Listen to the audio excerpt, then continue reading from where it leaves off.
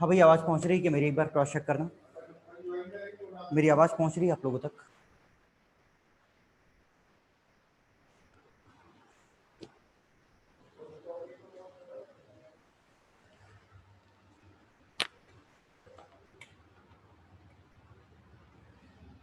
पहुँच रही है ना? सुनो, हम लोग कहाँ तक पहुँच गए थे मुझे एक बार बता दीजिएगा, फिर हम लोग आगे बढ़ते हैं। हम लोग बात कर रहे थे heat transfer for different cases, और heat transfer for different cases में केस नंबर 1 शुरू किया था, हीट ट्रांसफर विदाउट जनरेशन, ऐसा कुछ है ना, विदाउट हीट जनरेशन। और उसमें केस 1 लिखा था प्लेन स्लैब के लिए, है ना। विदाउट हीट जनरेशन में हम लोग 3 अलग अलग केस डिस्कस करने वाले हैं। पहला प्लेन स्लैब के लिए, और दूसरा सिलेंड्रिकल कोऑर्डिनेट के लिए, और तीसरा स्फेरिकल कोऑर्डिनेट के लिए ना। तो एक हेडिंग डालना, केस नंबर 2, केस नंबर 1 का बी, केस नंबर 1 का बी फॉर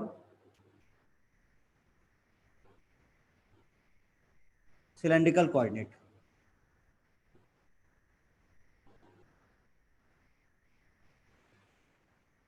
हाँ सर, मैं इधर कर दूँ।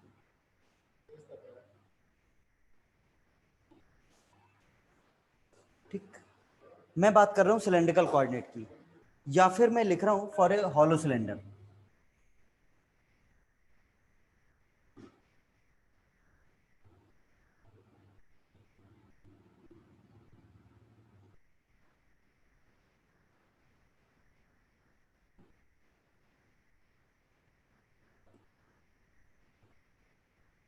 ठीक, 2 मिनट सुनना। आपको मैंने जनरल हीट कंडक्शन इक्वेशन लिखवाई थी, जनरल हीट कंडक्शन इक्वेशन लिखवाई होगी सिलेंड्रिकल कोऑर्डिनेट के लिए, एक बार उसमें आना। मैंने सिलेंड्रिकल कोऑर्डिनेट के लिए जनरल हीट कंडक्शन इक्वेशन लिखवाई होगी, एक बार उसमें आना। और यहां पर एजम्पशन लेकर के चल रहा हूं,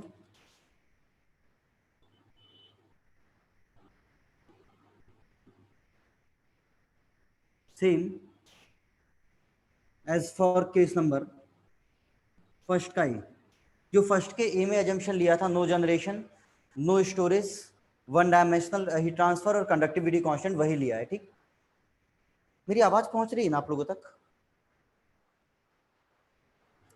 आवाज आ रही है ना मेरी? क्लियर है ना सब कुछ? ठीक है, आप देखो। ठीक है, जो सिलेंड्रिकल कोऑर्डिनेट के लिए जनरल हीट कंडक्शन इक्वेशन लिखा था उसमें आना। उस जनरल हीट कंडक्शन इक्वेशन को आप देखोगे, जनरल हीट कंडक्शन इक्वेशन को आप देखोगे तो आप उसमें देखो, पहले तो हम वन डायमेंशन फ्लो की बात कर रहे हैं, तो थीटा और जेड वाली टर्म जीरो हो जाएगी। नो जनरेशन की बात कर रहे हैं, जनरेशन वाली टर्म जीरो हो जाएगी। नो स्टोरेज की बात कर रहे हैं, स्टोरेज वाली टर्म जीरो हो जाएगी। बचेगी केवल पहली वाली term, 1/r del by del r k D t by d k r d t by d r is equal to zero. याद करो, मैंने आपको बोला था कि आपको केवल ये वाली टर्म याद रखनी है सिलेंडर के लिए, है ना। आप देखो यहाँ पर कंडक्टिविटी कांस्टेंट कॉमन आके जीरो में चला जाएगा, ये आएगा del upon del r, r d T upon D r is equal to zero. इसको एक बार इंटीग्रेट करो, r d T upon D r plus c one is equal to zero. और इसको ऐसा लिख सकता हूँ, d T upon D r plus c one upon r is equal to zero. इसको एक बार और इंटीग्रेट करो, ये हो जाएगा t plus c one l N r plus c two is equal to zero. और ये इक्वेशन नंबर कौन सी हो जाएगी? 1 हो जाएगी। यहाँ पर टेम्परेचर प्रोफाइल कैसी होगी? टेम्परेचर प्रोफाइल आपकी लॉगरिदमिक हो जाएगी।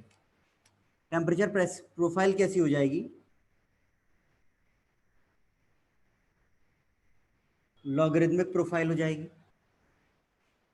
मुझे वैल्यू चाहिए किसकी? C1 और C2 की। और C1 और C2 की वैल्यू कहाँ से मिलेगी? बाउंड्री कंडीशन से। तो बाउंड्री कंडीशंस देखो,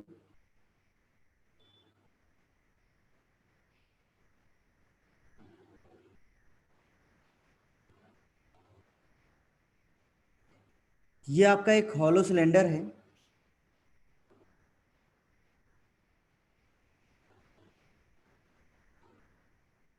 ये कोई हॉलो सिलेंडर है, आपको दे रखा है ये एक्सिस है,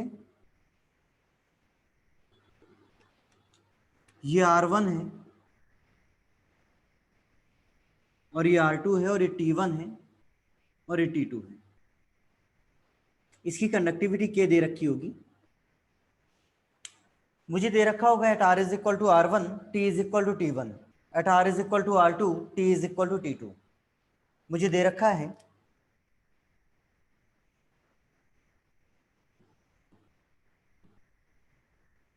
boundary condition at R is equal to R1 T is equal to T1 and second at R is equal to R2 T is equal to T2। ठीक, यहां पर वैल्यूज पुट करना C1 और R1 की, T1 और R1 की। पहली condition at R is equal to R1 T is equal to T1 यहां पर पुट करोगे T1 plus C1 ln R1 plus C2 is equal to 0। Second condition R is equal to R2 पर T is equal to T2 यहां put करोगे T2 plus C1 ln R2 plus C2 is equal to 0 हो जाएगा। इन दोनों को solve करना, this minus this equation को माइनस करोगे तो ये आ जाएगा T1 minus T2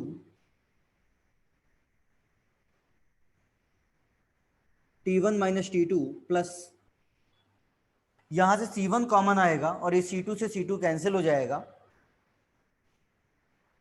C1 ln R1 by R2 is equal to 0 हो जाएगा और C1 की वैल्यू कितनी आ जाएगी T2 minus T1 upon ln R1 by R2। This is the value of C1। मुझे वैल्यू किसकी चाहिए, C2 की वैल्यू और चाहिए, तो C2 की वैल्यू निकाल लो। ये जो C1 की वैल्यू आई है ना उसको इसमें पुट कर दो, आपको C2 की वैल्यू मिल जाएगी और आपको यहाँ पर टेम्परेचर प्रोफाइल मिल जाएगी। और टेम्परेचर प्रोफाइल कैसी है, लॉगरिथमिक है। लॉगरिथमिक प्रोफाइल का मतलब है कुछ ऐसा होगा,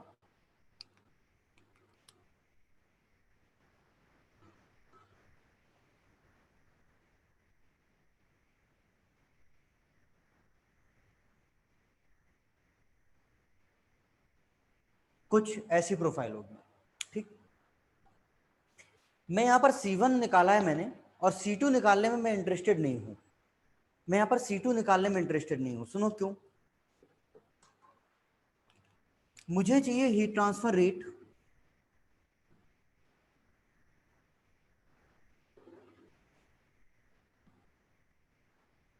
मुझे चाहिए हीट ट्रांसफर रेट।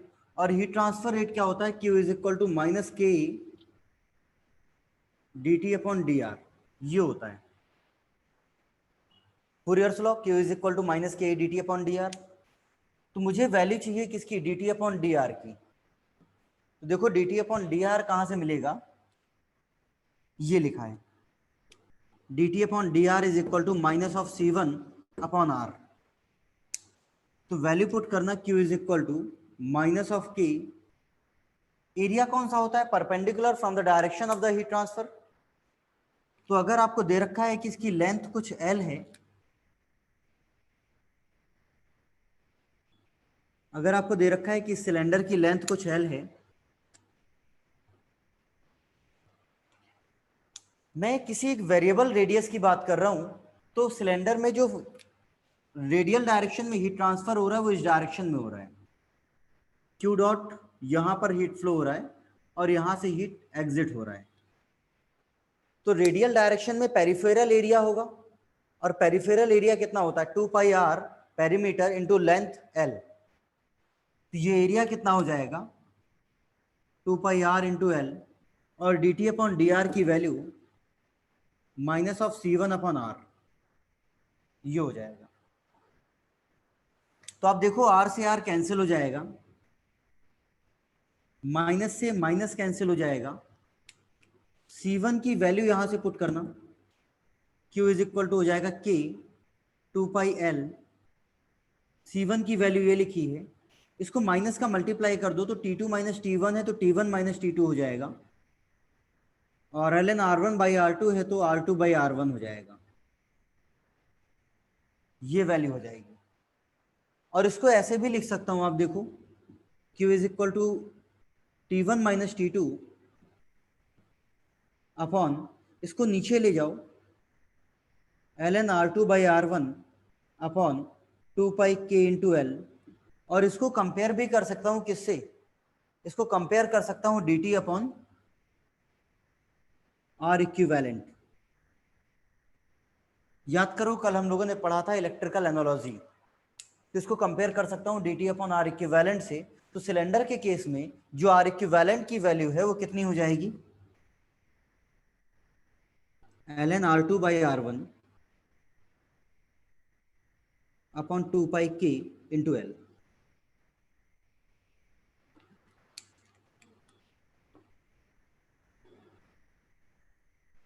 ये ऐसा हो जाएगा। मतलब ये कि जब भी आज के बाद कोई भी ऐसा क्वेश्चन दे रखा होगा कि हॉलो सिलेंडर है और उससे रेडियल डायरेक्शन में हीट ट्रांसफर हो रही है, तो हम लोग इतना सारा कैलकुलेशन नहीं करेंगे, डायरेक्टली एक रेजिस्टेंस डायग्राम बनाएंगे और रेजिस्टेंस की वैल्यू कितनी होगी ln r2 by r1 upon 2 pi k into L, और हीट ट्रांसफर रेट लिख देंगे dt अपॉन आर इक्विवेलेंट, है ना। इसको एक बार नोट करना, फिर आगे बात करते हैं।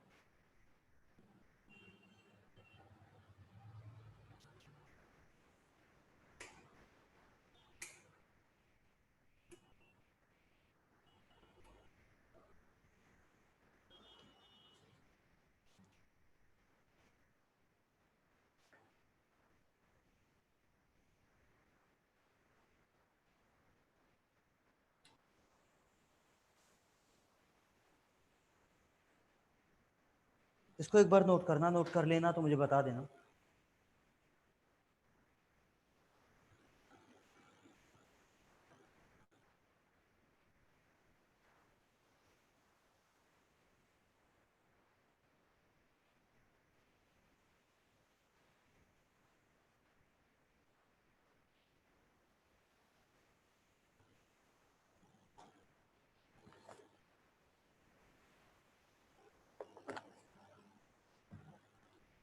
नोट कर लिया इतना जल्दी? क्या हो गया भाई, तुम्हारे अंदर रोबोट वोबोट की आत्मा आ गई है क्या? नोट कर लिया?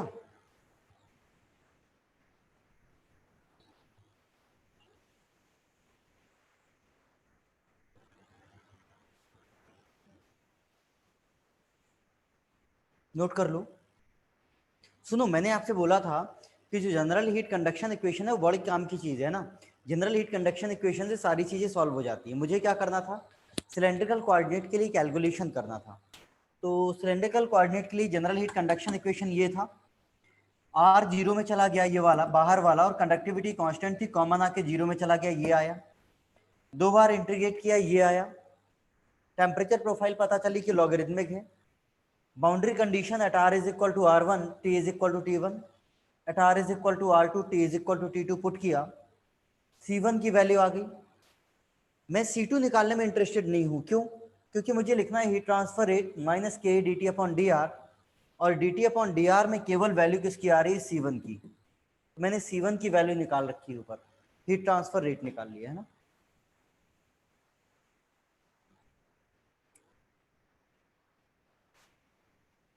बेटा ध्यान से देखो, यहाँ पर T two minus T one था, माइनस का ऊपर नीचे मल्टीप्लाई करो तो T two minus T one हो जाएगा, T one minus T two, और नीचे मल्टीप्लाई होगा तो L N R one by R two हो जाएगा, L N R two by R one.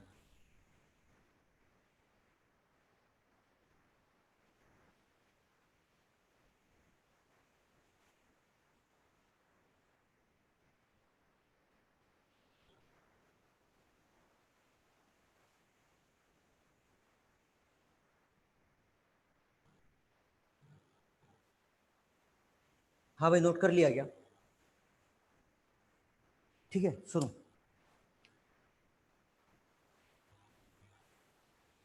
Note कर लिया होगा?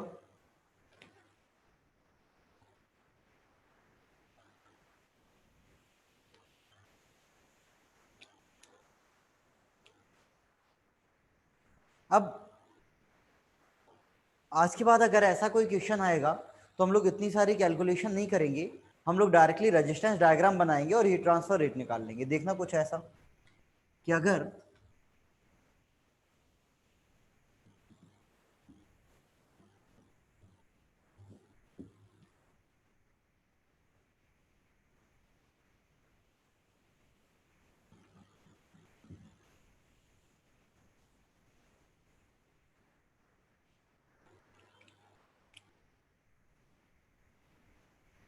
अगर कभी ऐसा आता है,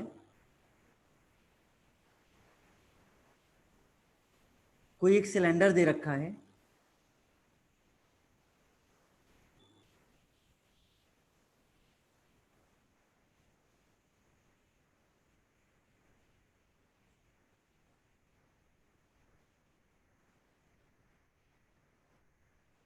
ये कोई हॉलो सिलेंडर है,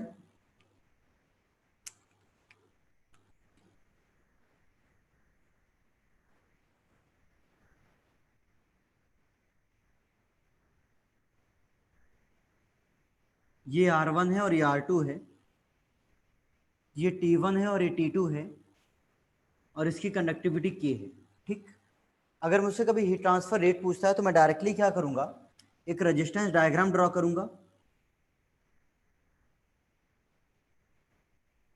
ये टेम्परेचर T1 है, ये T2 है, और जो रेजिस्टेंस है आर इक्विवेलेंट वो है Ln R2/R1 upon 2 pi K into L, ये है। और यहाँ पर हीट ट्रांसफर रेट क्या हो जाएगा, ये हो जाएगा T1 minus T2 upon Ln R2/R1 upon 2 pi K into L, simple, dt upon R equivalent. ठीक, इसको एक बार नोट करना, फिर आगे बात करते हैं।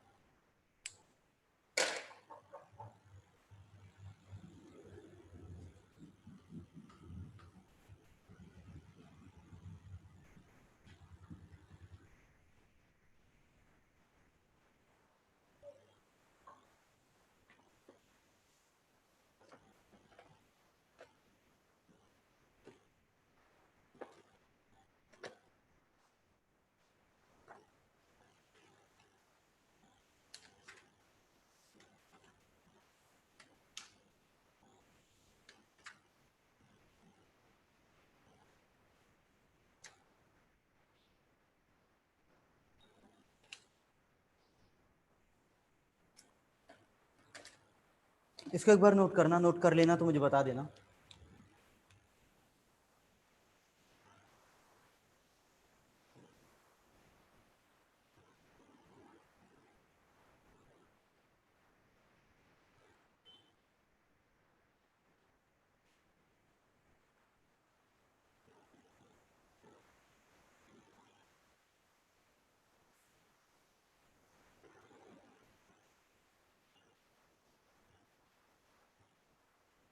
नोट कर पाए क्या?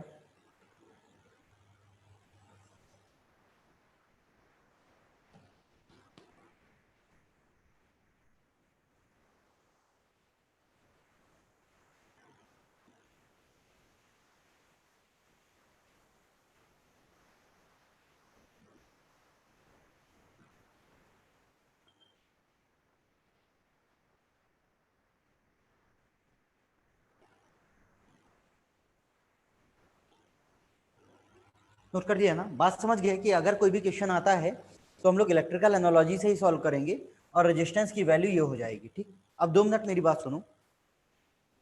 मेरा एक छोटा सा डाउट है, आप देखना और कल मुझे बता देना। ध्यान से सुनना मैं क्या कह रहा हूं। जो रेजिस्टेंस है उसकी वैल्यू कितनी है? Ln R2/R1 upon 2 pi K into L, ये रेजिस्टेंस की वैल्यू है। अगर मैं सॉलिड सिलेंडर की बात करूं, फॉर सॉलिड सिलेंडर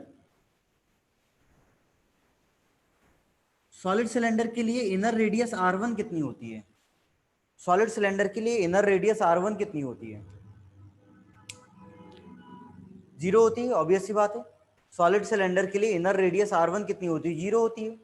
R1 0 है, यहां पर R1 0 पुट करो, Ln R2 upon 0 upon 2 K into L, ये क्या Ln इंफिनिटी हो जाएगा ना, upon 2 pi K into L, ये होगा नॉट डिफाइंड।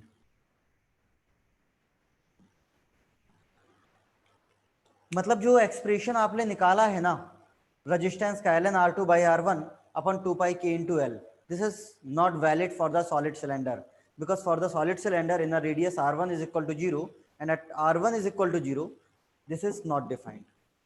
क्लियर है? आप मुझे कल बताना क्यों डिफाइंड नहीं है, ठीक है? समझ गया मैं क्या पूछ रहा हूं? क्वेश्चन समझे मैं क्या पूछ रहा हूं? मैं आपको ये पूछ रहा हूं कि R1 इज इक्वल टू 0 पर ये नॉट डिफाइंड हो जाएगा। क्यों हो जाएगा? ऐसा क्यों है कि ये फॉर्मूला वैलिड है केवल और केवल हॉलो सिलेंडर के लिए, ये वैलिड नहीं है किसके लिए? सॉलिड सिलेंडर के लिए। बात समझे मैं क्या पूछ रहा हूं?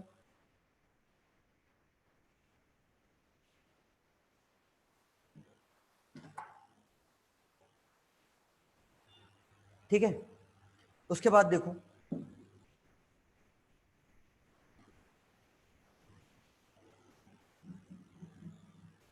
केस नंबर फर्स्ट का सी लिखना।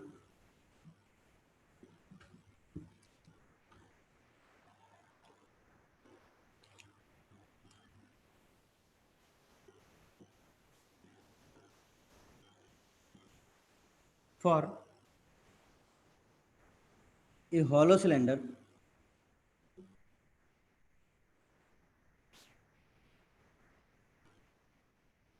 with insulation when fluid is flowing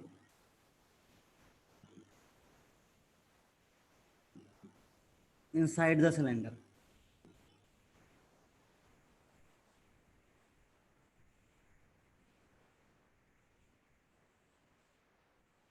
जो केस नंबर फर्स्ट का सी है वो देखो कुछ ऐसा है, कोई एक सिलेंडर है,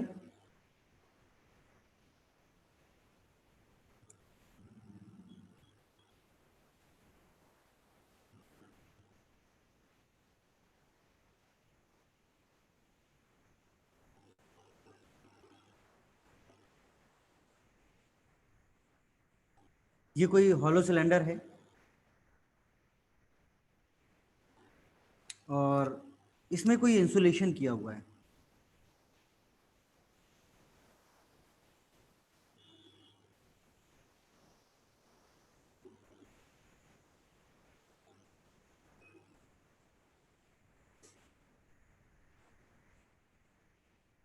ये सिलेंडर है, इसकी कंडक्टिविटी है के, ये आपका इंसुलेशन है, इसकी कंडक्टिविटी है के आई, है ना। यहां पर अंदर एक फ्लूइड फ्लो हो रहा है जिसका टेम्परेचर है टी इंफिनिटी 1 और ये है H1। बाहर भी एक फ्लूइड फ्लो हो रहा है जिसका टेम्परेचर है टी इंफिनिटी 2 और ये है H2। और ये आपको दे रखा है R1 है, यहाँ पर R2 है और ये बाहर वाली रेडियस R3 है। मुझे बस इतना बता दो कि यहाँ पर टोटल नंबर ऑफ रेजिस्टेंस कितने होंगे? यहाँ पर टोटल नंबर ऑफ रेजिस्टेंस कितने होंगे? हाँ भाई, यहाँ पर टोटल नंबर ऑफ रेजिस्टेंस कितने होंगे?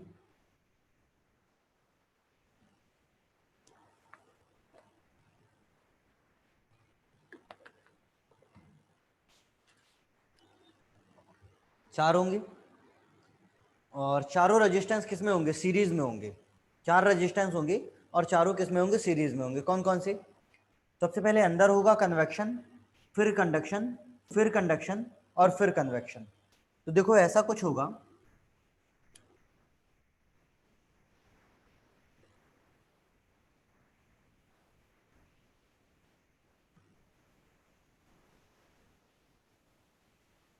ये टी इंफिनिटी 1 है, ये टी इंफिनिटी 2 है। ठीक, अंदर कौन सा था? आर कन्वेक्शन, मतलब 1/H1A1 कन्वेक्शन रेजिस्टेंस पता है मुझे। ये कौन सा था? R conduction. R conduction cylinder के लिए क्या होता है? ये हो जाएगा ln R2/R1 2 pi k into L. फिर कौन सा है R conduction? ln R3/R2 upon 2 pi k insulation into L. और बाहर कौन सा है? R convection 1/H2A2। और चारों रेजिस्टेंस किसमें? सीरीज में है, तो चारों रेजिस्टेंस क्या हो जाएंगे? ऐड हो जाएंगे। तो देखो फाइनली हीट ट्रांसफर रेट कितना हो जाएगा? T infinity 1 minus T infinity 2 upon हो जाएगा चारों resistance 1/H1A1 plus ln R2/R1 upon 2πk into L ln R3/R2 2πk insulation into L 1/H2A2।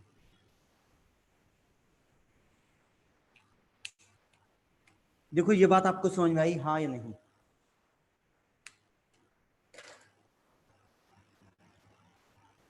ये बात समझ में आई, हाँ या नहीं?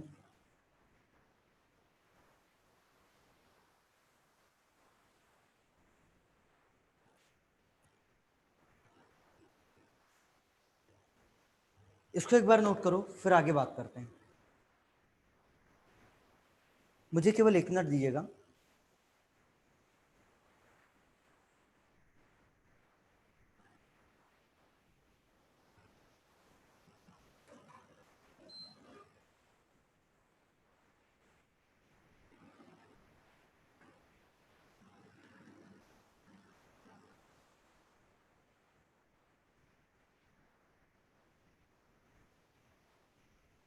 इसको एक बार नोट करना, फिर आगे बात करते हैं।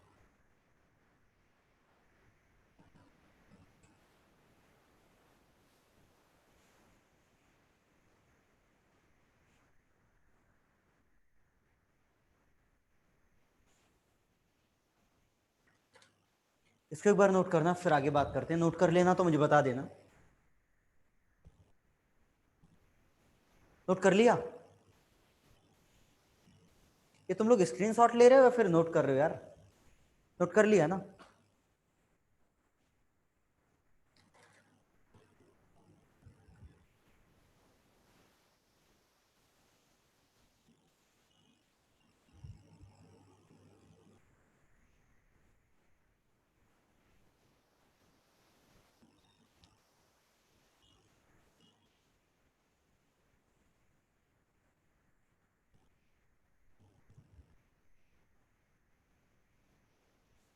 ठीक है।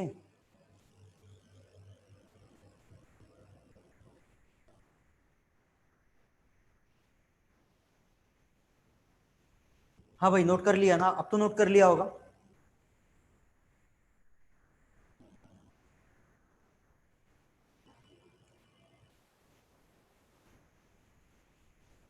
ठीक है, नोट कर लिया होगा। कुछ भी हो सकता है यार। कुछ लोगों के पास आलू से सोने वाली मशीन है, कुछ लोगों के पास विंड टरबाइन से ऑक्सीजन निकालने वाली मशीन है ना? इन लोगों के पास चिट्टी 2 वाली मशीन है, रोबोट वाली मशीन है ना? कुछ भी हो सकता है ना? सुनो, ठीक है, सुनो। अच्छा मुझे एक बात बताओ, मुझे एक बात बताओ, आप टेलीग्राम ग्रुप में हो क्या आप लोग सब लोग? टेलीग्राम वाले ग्रुप में हो क्या सारे लोग, है ना?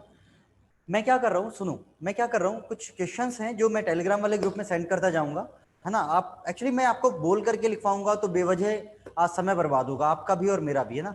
तो जो समय है उसको अपन यूटिलाइज कर लेंगे, कुछ ज्यादा नंबर ऑफ क्वेश्चन कर लेंगे, है ना? मैं फोटो क्लिक करके टेलीग्राम वाले ग्रुप में सेंड करता जाता हूँ, आप क्वेश्चन देखते रहना ना। एक क्वेश्चन सेंड कर रहा हूँ टेलीग्राम वाले ग्रुप में, देखना।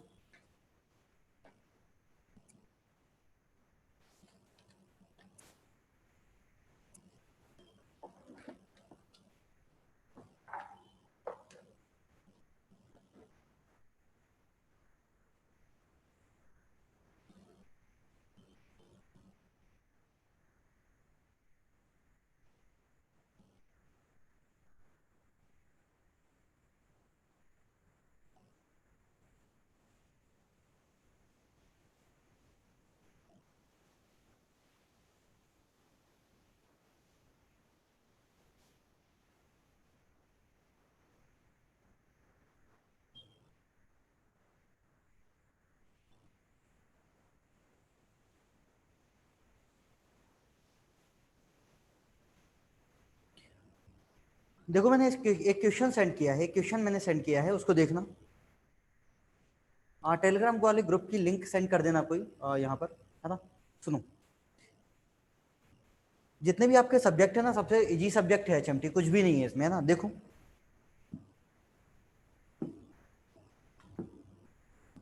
मैंने क्वेश्चन सेंड किया है, पढ़ो उसको।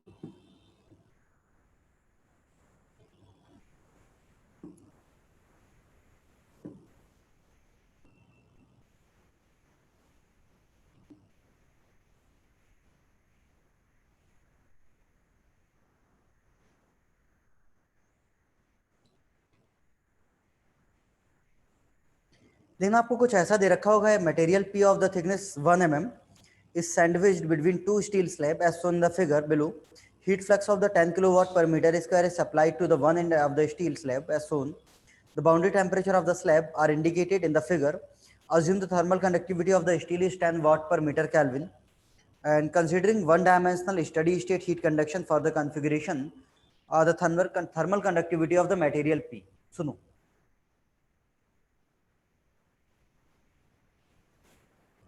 देखो, ये आपको कुछ ऐसा दे रखा है,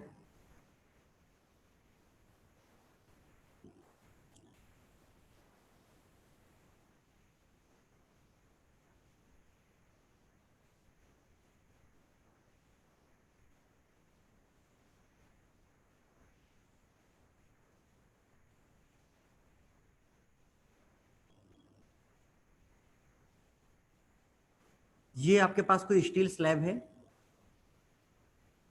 और ये भी कोई स्टील स्लैब है ना। आपको दे रखा है कि डायमेंशन सारे किस में है, एमएम में है। ये कितना है, 20 mm है, और ये भी कितना है, 20 mm है। आपको दे रखा है कि यहाँ से जो हीट फ्लक्स जाता है, हीट फ्लक्स मतलब heat transfer rate per unit area, वो 10 किलोवाट पर मीटर स्क्वायर है। यहाँ पर टेम्परेचर कितना है, 500 केल्विन, और यहाँ पर टेम्परेचर कितना है, 360 केल्विन। आपसे पूछा क्या है, आपसे पूछा है जो मटेरियल पी है इसकी कंडक्टिविटी क्या होगी if the thickness of the material P is 1 mm। ठीक, आप देखो, बच्चों वाले क्वेश्चन पूछते, एक बार टेलीग्राम वाली लिंक सेंड कर देना यहाँ पर या व्हाट्सएप ग्रुप में, कहीं भी जो भी आपका ग्रुप है कॉमन, है ना। बच्चों वाले क्वेश्चन पूछता है, बच्चों वाले क्वेश्चन पूछता है एचएमटी में, ऐसा कोई क्वेश्चन दे रखा है, टोटल नंबर ऑफ रेजिस्टेंस कितने हो जाएंगे, 3, है ना। तो अगर मैं रेजिस्टेंस डायग्राम इसका ड्रॉ करूं तो कुछ ऐसा होगा, देखो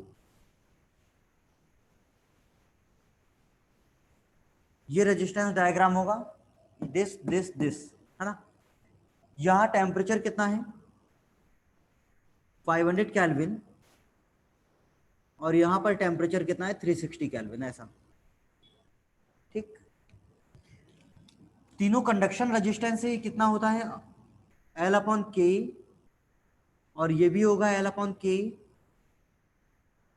और ये भी होगा एल अपॉन के। ठीक, एल अपॉन के ये स्टील के लिए है, लेंथ कितनी है, 0.02, कंडक्टिविटी कितनी है, स्टील की कंडक्टिविटी दे रखी है क्या, स्टील की कंडक्टिविटी दे रखी है क्या, दे रखी है, कितनी है, 10 है। एरिया कितना है, 1 है, पर यूनिट एरिया है। ये किसके लिए है, इस पी मटेरियल के लिए लेंथ कितनी है, 1 है, 0.001, कंडक्टिविटी निकालना है, एरिया 1, और ये किसके लिए, स्टील के लिए लेंथ कितनी है, 0.02, कंडक्टिविटी कितनी है, 10, एरिया कितना, 1, और तीनों रेजिस्टेंस सीरीज में है, तीनों क्या हो जाएंगे, ऐड हो जाएंगे। तो आप हीट ट्रांसफर रेट लिख सकते हो T1 minus T2 upon R equivalent. आप वैल्यू पुट करोगे, हीट की वैल्यू कितनी है, 10 किलो में है, 1000 का मल्टीप्लाई हो जाएगा, and the temperature difference is 500 minus 360 upon R equivalent क्या है, तीनों ऐड हो जाएंगे, 0.010 टू प्लस बाई 10, 0.001 बाई के, 0.02 बाई 10। मुझे वैल्यू बताओ कि के की वैल्यू कितनी आएगी।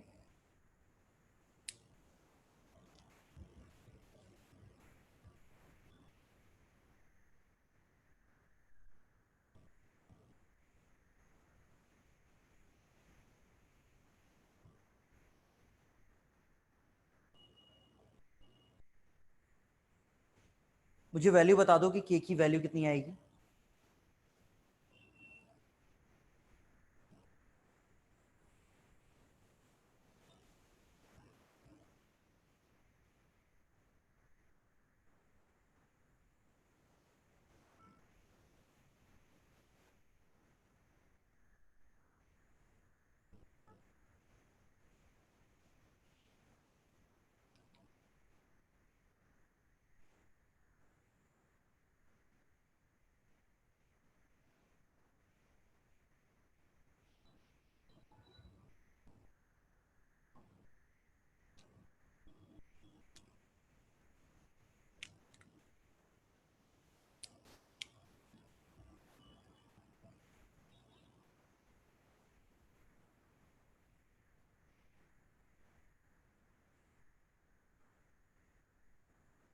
इसको सॉल्व करना, मुझे के की वैल्यू बता देना कितनी आएगी।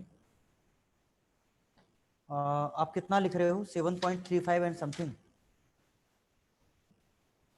के की वैल्यू आएगी 0.1। यहां से सॉल्व करने पे 0.1 आ रहा है क्या किसी का?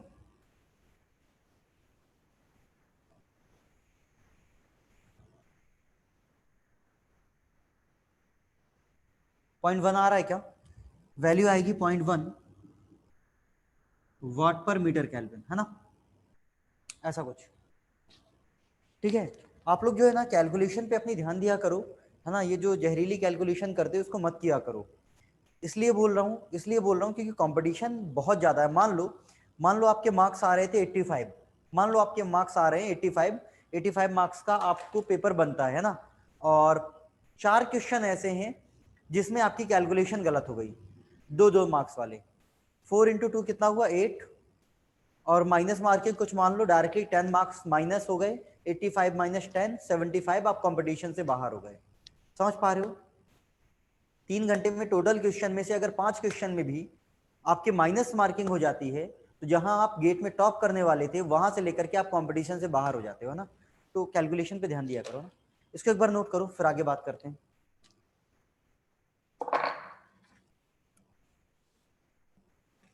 इसको एक बार नोट करो, फिर आगे बात करते हैं।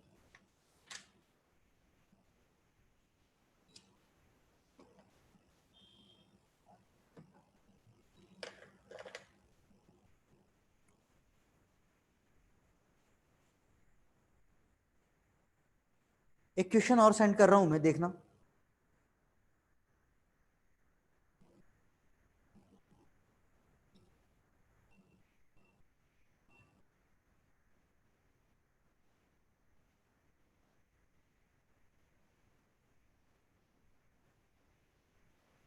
यार इसमें टेलीग्राम वाली लिंक सेंड कर देना कोई, है ना। टेलीग्राम वाली जो ग्रुप की लिंक है उसको सेंड कर देना पहले। इसमें मैं टेलीग्राम वाले ग्रुप में सेकंड क्वेश्चन सेंड कर रहा हूँ, इसमें लिंक सेंड कर देना पहले कोई।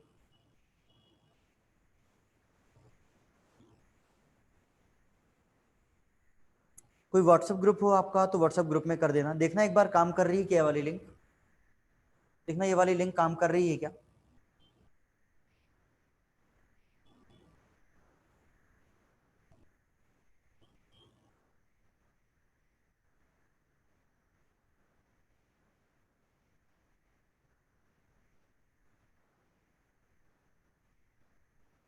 ठीक है, एक क्वेश्चन और सेंड कर रहा हूँ, देखना।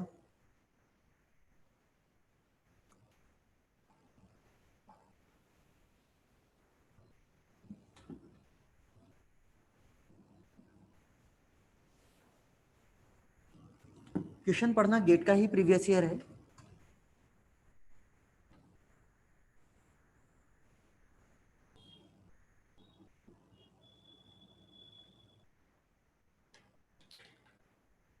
देखो क्या दे रखा है आपको, दे रखा है plane slab of thickness L and thermal conductivity K is heated with a fluid on the one side and the other side Q is maintained at a constant temperature TQ of 25 degrees Celsius as shown in the figure.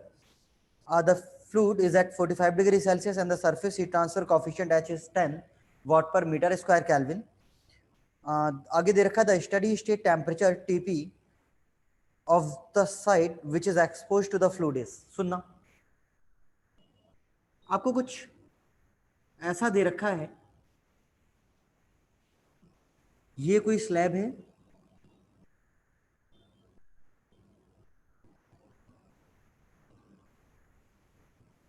ये length कितनी है 20 centimetre है। ये जो TP temperature है ना, ये आपसे पूछा हुआ है कितना होगा, और यहां पर जो टीक्यू टेम्परेचर है ना वो कितना है, वो 25 डिग्री सेल्सियस है। और इसकी जो कंडक्टिविटी है ना वो दे रखी 25 वाट पर मीटर केल्विन, ऐसा कुछ। सॉरी 25 नहीं, 2.5,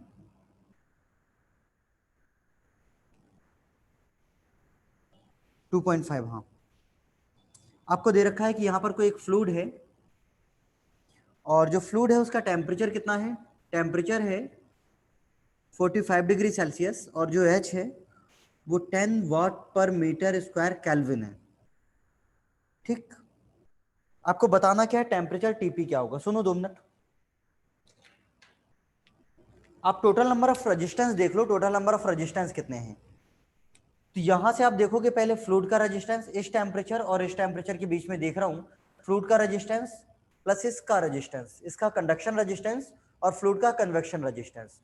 टोटल नंबर ऑफ रेजिस्टेंस कितने हुए, 2। तो आप रेजिस्टेंस डायग्राम ड्रॉ करोगे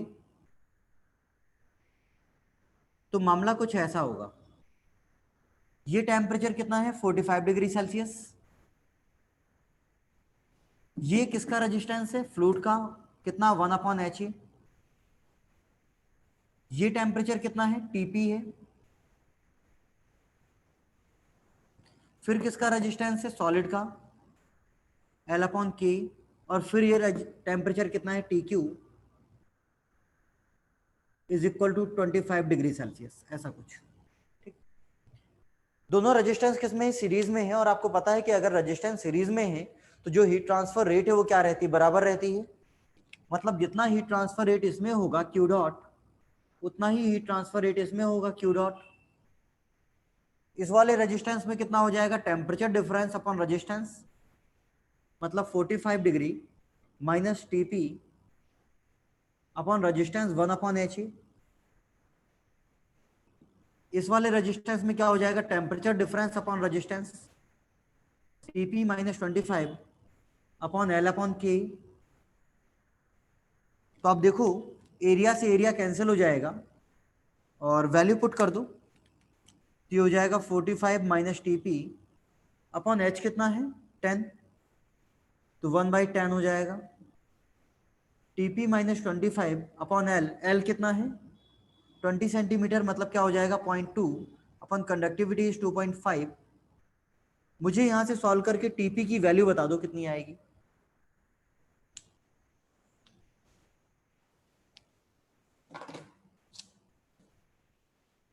33.88 आ रहा है क्या, 33.88, हाँ डिग्री सेल्सियस ये आ जाएगा। ठीक है, इसको एक बार नोट करो फिर आगे बढ़ते हैं।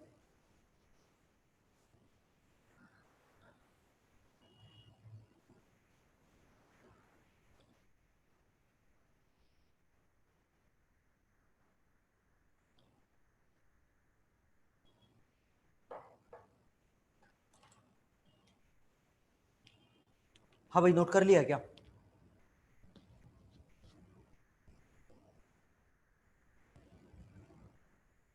नोट कर लिया। सुनो, मैंने कभी HMT की कोई पीडीएफ सेंड की है क्या आप लोगों को, टेलीग्राम ग्रुप वाले ग्रुप में HMT की कोई पीडीएफ वगैरह या फिर कोई क्वेश्चन सेट वगैरह, ऐसा कोई सेंड किया है क्या आप लोगों को अभी, HMT की कोई पीडीएफ या क्वेश्चन सेट?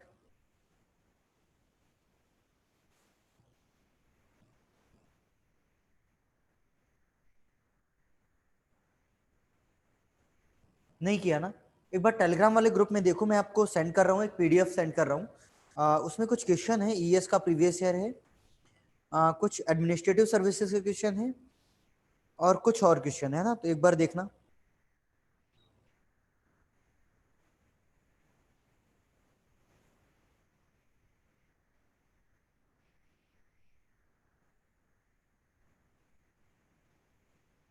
दो चीज सेंड कर रहा हूँ, एक तो HMT का कन्वेंशनल सेंड कर रहा हूँ पूरा ईएस का, और एक HMT का प्रैक्टिस सेट सेंड कर रहा हूँ, देखो एक बार।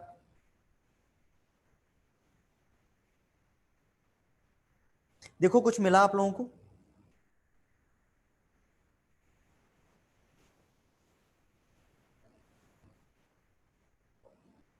देखो कुछ मिला आपको। एक तो मैंने HMT विवेक सर करके एक लिखा होगा, उसको ओपन करोगे तो आपको एक पीडीएफ मिल जाएगी, है ना, करीब 15 पेज की पीडीएफ होगी। और मिल गया क्या,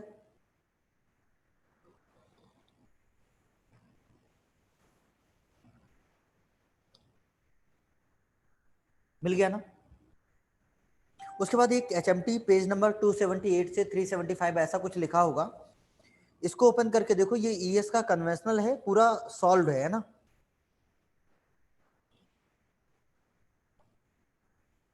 ईएस का कन्वेंशनल है, पूरा सॉल्व है ना। मैं क्या करूंगा, आप लोगों को क्वेश्चन बताता चलूंगा कि कौन कौन से सॉल्व करना है। मैं सुन लो मेरी बात 2 मिनट। मैं आपको क्या करूंगा, मैं आपको क्वेश्चन बताता चलूंगा कौन कौन सा आपको सॉल्व करना है, तो आप लोग एक बार सॉल्व करते चलना, ईएस का कन्वेंशनल आपका साथ में हो जाएगा, है ना। ठीक है, 2 मिनट सुनो।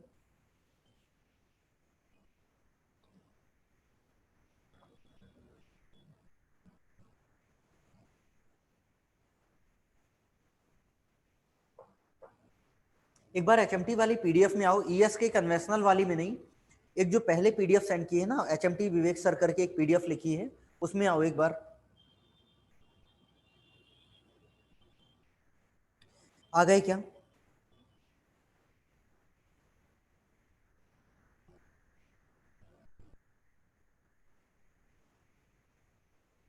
आ गए क्या?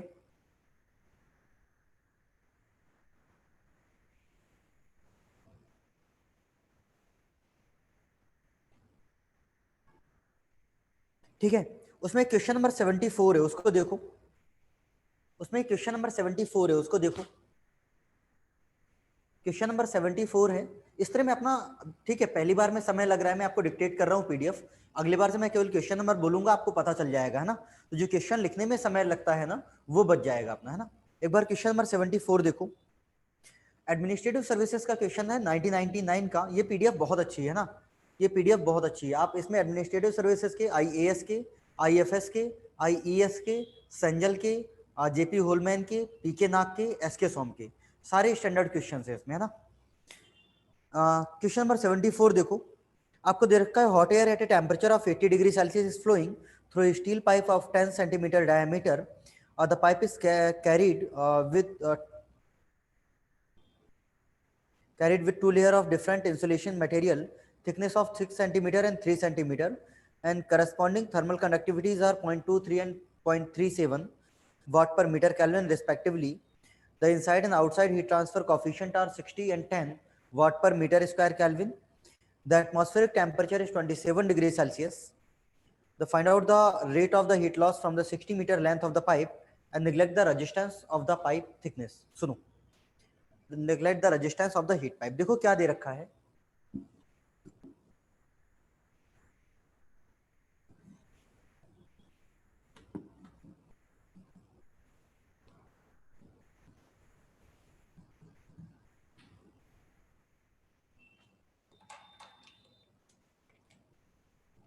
क्वेश्चन नंबर 74 था।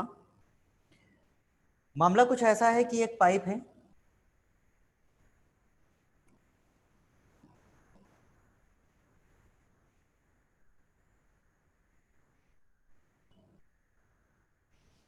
और आपको दे रखा है कि इसमें कोई एयर फ्लो हो रही है, जिसका टेम्परेचर कितना है, 80 डिग्री सेल्सियस है। इसका डायमीटर कितना है, 10 सेंटीमीटर। तो रेडियस R1 कितनी हो जाएगी, 5 सेंटीमीटर। इसमें दो इंसुलेशन लगा रखे हैं। पहला इंसुलेशन 6 सेंटीमीटर का है, तो रेडियस कितनी हो जाएगी, 5 + 6 11 सेंटीमीटर। और दूसरा इंसुलेशन 3 सेंटीमीटर का है, तो फाइनल रेडियस आउटसाइड की कितनी हो जाएगी, 11 + 3 14 सेंटीमीटर। आपको दे रखा है करस्पॉन्डिंग कंडक्टिविटी इसकी कितनी है, K1 0.23 वाट पर मीटर केल्विन, और इसकी कितनी है, 0.37 वाट पर मीटर केल्विन। ऐसा आगे आपको दे रखा है the inside and outside heat transfer coefficient. ये जो H1 है वो कितना है, 60 वाट पर मीटर स्क्वायर केल्विन, और ये जो H2 है वो कितना है, 10 watt per metre square kelvin. And the atmospheric temperature T2 is 27 degree Celsius, और इसकी लेंथ कितनी दे रखी है, 60 मीटर, नो सॉरी, हाँ 60 मीटर। आपसे पूछा है रेट ऑफ हीट लॉस, और जो पाइप है उसकी सरफेस का कुछ भी रेजिस्टेंस नहीं है, उसको निग्लेक्ट करने को बोला हुआ है। ठीक, अगर मैं यहाँ पर देखूं ना तो टोटल नंबर ऑफ रेजिस्टेंस कितने हैं, टोटल नंबर ऑफ रेजिस्टेंस कितने हैं, convection, conduction, conduction, convection, total number of resistance कितने हैं, 4। अगर आप रेजिस्टेंस डायग्राम ड्रॉ करोगे ना तो कुछ ऐसा होगा, एक ये है, एक ये है, एक ये है, एक ये है, 4 रेजिस्टेंस है। आप रेजिस्टेंस डायग्राम ड्रॉ करोगे तो मामला कुछ ऐसा होगा, देखो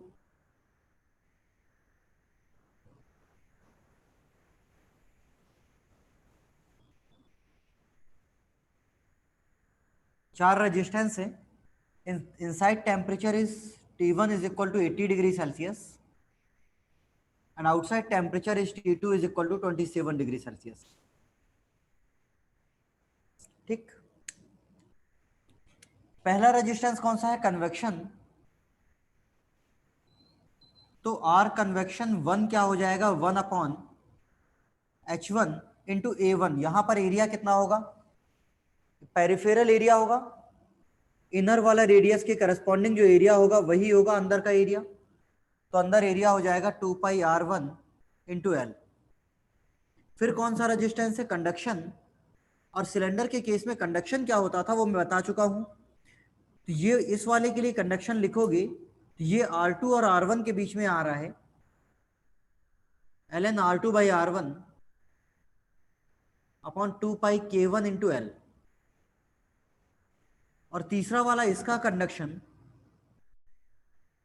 ln R3 by R2 2πk2 into L, और बाहर कन्वेक्शन 1/H2 इंटू A2 कितना 2πr2 इंटू एल, ये हो जाएगा। आपको करना क्या है, आपको करना क्या है, हीट ट्रांसफर रेट निकालना है, और हीट ट्रांसफर रेट निकालना तो क्या हो जाएगा, dt अपन R इक्विवेलेंट हो जाएगा। तो देखो, और आपको पता है भाई कि अगर रेजिस्टेंस सीरीज में है तो रेजिस्टेंस क्या हो जाएंगे, ऐड हो जाएंगे, चारों रेजिस्टेंस क्या हो जाएंगे, ऐड हो जाएंगे। तो देखो temperature difference 80 minus 27 upon this resistance 1/H1, H1 कितना था 60, 2πr1, R1 कितना है, ये है 5 सेंटीमीटर, 0.05 इंटू एल, एल कितना है 60 मीटर, प्लस ये resistance ln R2 by R1, R2 कितना है 11/5 अपॉन 2πk1, k1 कितना है 0.23 इंटू एल कितना है 60। तीसरा ये वाला resistance ln R3 by R2 14/11 upon 2πk2 कितना है 0.37 इंटू 60, प्लस ये वाला रेजिस्टेंस 1/H2, H2 कितना है 10 इंटू 2πr3 होगा ये ना, एग्जिट आउटसाइड वाली रेडियस होगी ना, H2 के करस्पॉन्डिंग रेडियस R3 होगी, तो 2πr3 होगा यहाँ पर, और R3 कितना है 14.14 इंटू 60। इसको सॉल्व करके मुझे बताना कि हीट ट्रांसफर रेट कितनी आएगी, और अगर इसमें कोई डाउट हो तो पूछो।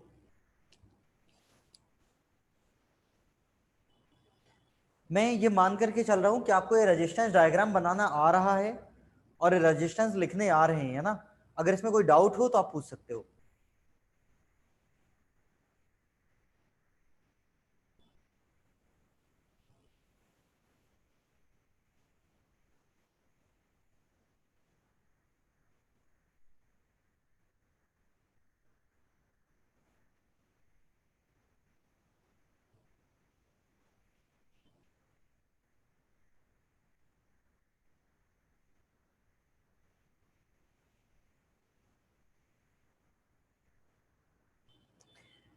इसको एक बार नोट करना, इसको सॉल्व करना, फिर आगे बढ़ते हैं, मुझे बता देना आंसर कितना आ रहा है।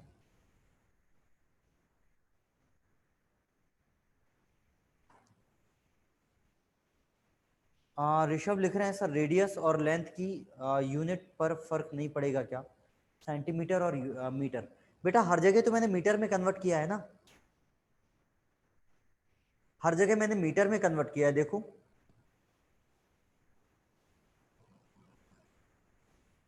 यहां पर मैं रेडियस लिखना भूल गया हूं क्या? यहां पर मैं, नहीं ठीक है ना, 2πk/l। हाँ ठीक है,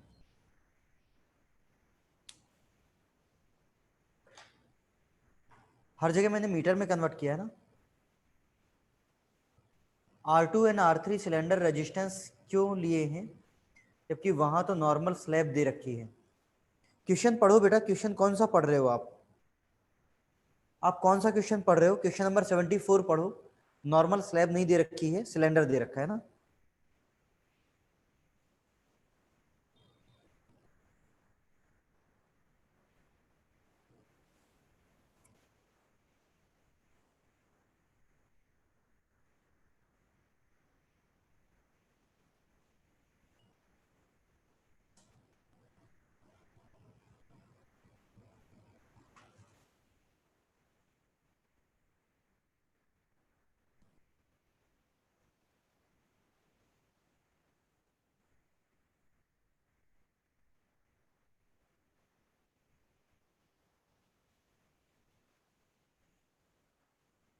कितना आ रहा है फाइनल आंसर, कितना आ रहा है?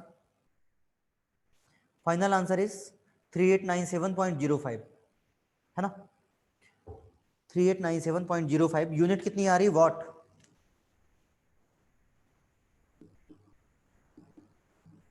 इतना आ रहा है क्या, है ना?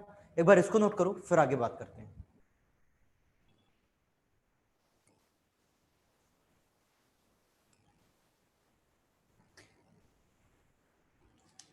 डन ना? देखो 2 मिनट मेरी बात सुनो, 2 मिनट मेरी बात सुनो। देखो जब भी गेट में क्वेश्चन आएगा ना, तो बहुत सिंपल सा क्वेश्चन आता है।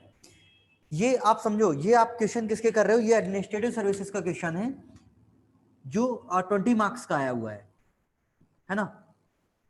तो ये एक्सट्रीम लेवल है, इससे ऊपर कभी नहीं आता। ये एक्सट्रीम लेवल है। आप ईएस का सॉल्व करके देख लो, एएस का सॉल्व करके देख लो, एफएस का सॉल्व करके देख लो। कंडक्शन में इससे अच्छा क्वेश्चन नहीं आता। मतलब ये है कि एचएमटी में टफ क्वेश्चन बनता ही नहीं है। अगर आपको रेजिस्टेंस डायग्राम बनाना आता है, तो आप कोई भी कैसा भी क्वेश्चन सॉल्व कर सकते हो, है ना। ठीक है, सुनो,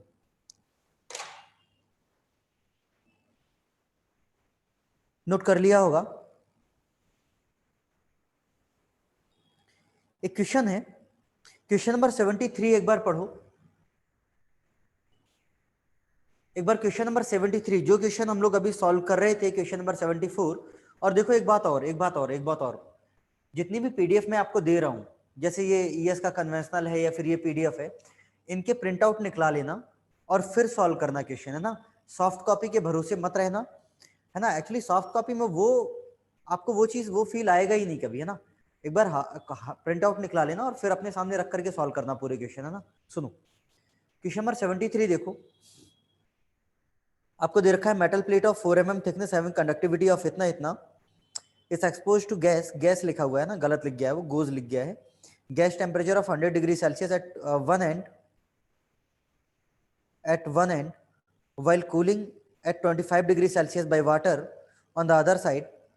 इसमें थोड़ी सही कर लेना, मैं उसमें कुछ गलत लिखा हुआ है। मैं आपको बोल रहा हूँ क्वेश्चन, है ना, क्वेश्चन बोल रहा हूँ। आप पीडीएफ में समझ जाना कहाँ गलत लिखा है, बाद में सही कर लेना हार्ड कॉपी निकला के।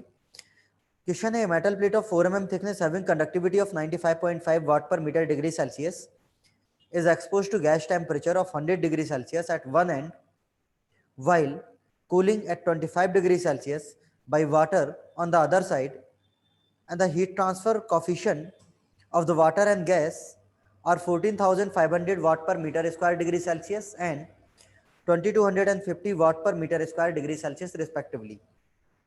आपसे पूछा find out the rate of heat transfer, overall heat transfer coefficient and temperature on each side of the plate. देखो एक minute,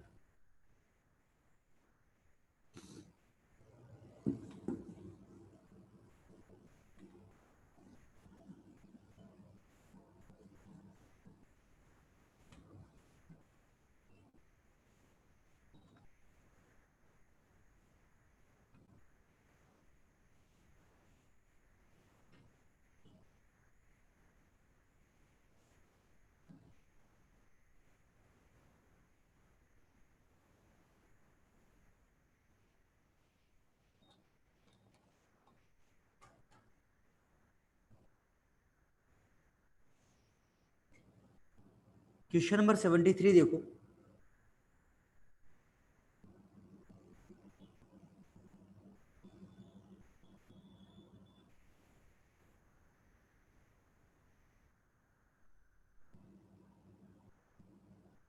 a metal plate of 4 mm thickness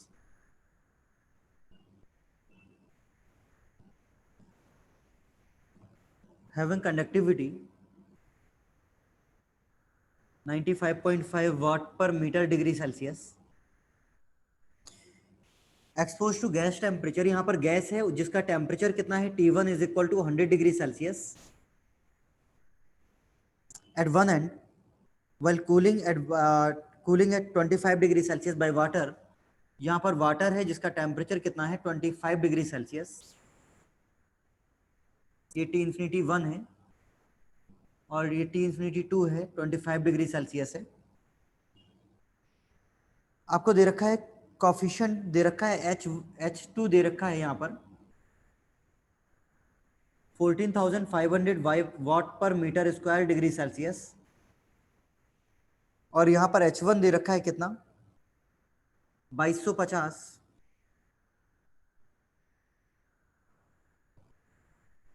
watt per metre square degree Celsius. Find out the rate of heat transfer, overall heat transfer coefficient and temperature on each side of the plate. यहाँ पर temperature मान लो कि T1 है,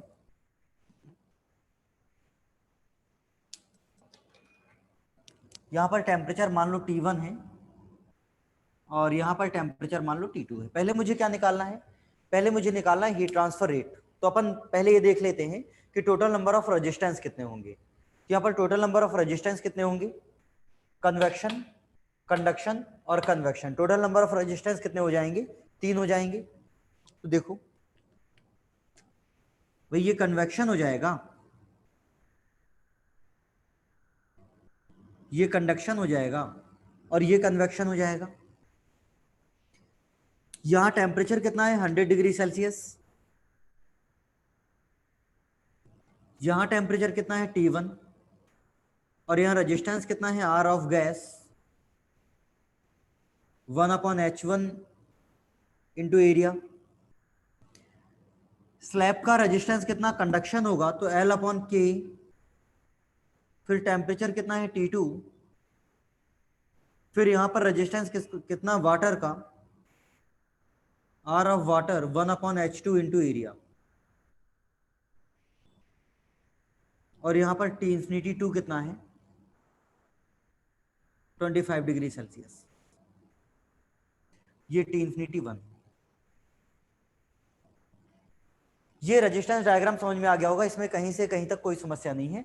3 resistance होंगे, convection, conduction, convection, convection, conduction, convection.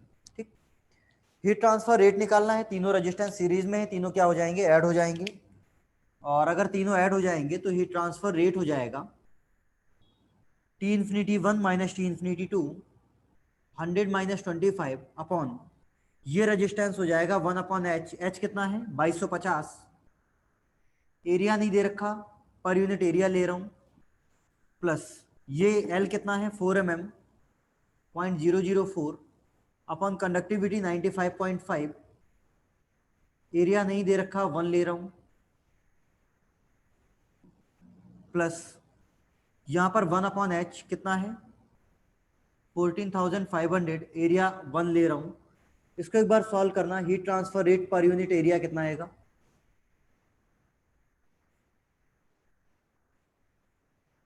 135.076 kilowatt पर metre square, kilowatt पर metre square ये हो जाएगा।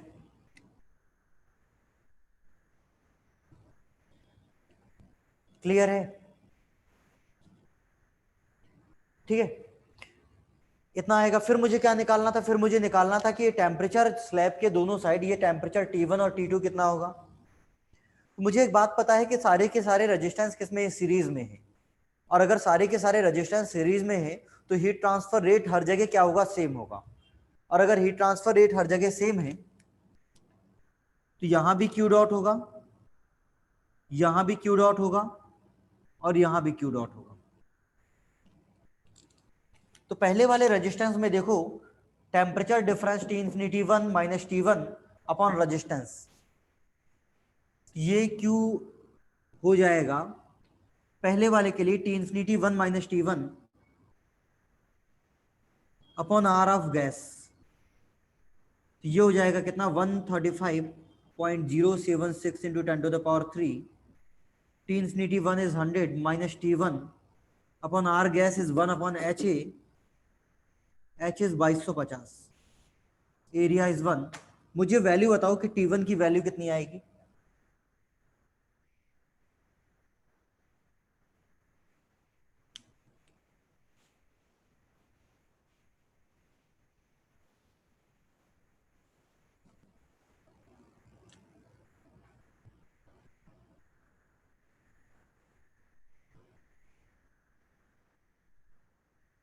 T1 की वैल्यू कितनी आएगी?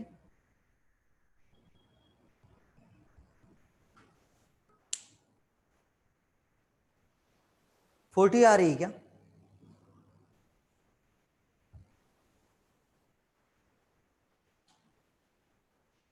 मोहित लिख रहे हैं इसमें गैस ज्यादा डोमिनेट करेगी। डोमिनेट करेगी मतलब किस रिस्पेक्ट में लिख रहे हो? 40 आ रहा है, T1 इज 40। T2 निकालना है। T2 देखो इस रेजिस्टेंस में भी हीट ट्रांसफर रेट उतना ही होगा, तो T2 minus T infinity 2 upon this resistance is Q dot. Q dot हो जाएगा कितना, T2 minus T infinity 2 upon R of water. तो वैल्यू पुट करो, क्यू डॉट कितना था, ये है 135.076 into 10⁻³ is equal to T2 minus T infinity 2 upon 1 upon 14,500 into 1। मुझे यहां से T2 की वैल्यू निकाल करके बता दो कितनी आएगी।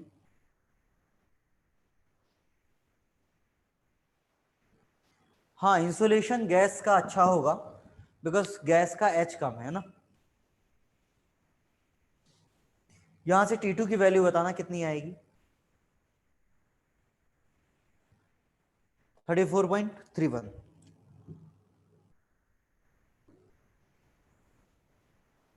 ये कुछ ऐसा होगा, ठीक है। आप देखो ये किसका क्वेश्चन था, ये IFS का क्वेश्चन था,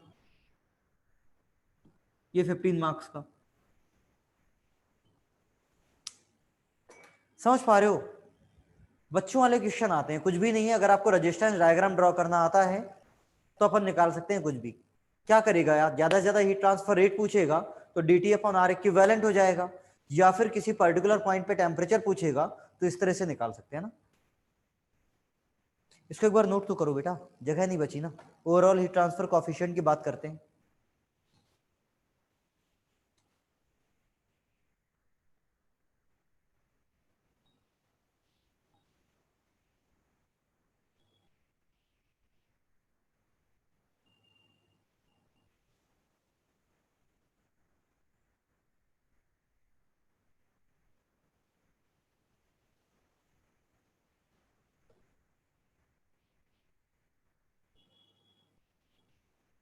एक बार इसको नोट करो फिर आगे बात करते हैं।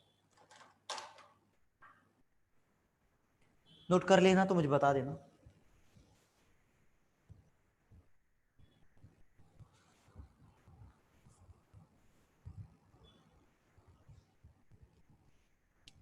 अच्छा, आप लोगों को एक पीडीएफ यहां से भी तो भेजी गई होगी ना, एक पीडीएफ आपको मेल की गई होगी, देख कुछ प्रीवियस ईयर वगैरह आपको मेल किया गया होगा, ऐसा कोई पीडीएफ भेजी गई है क्या आपको?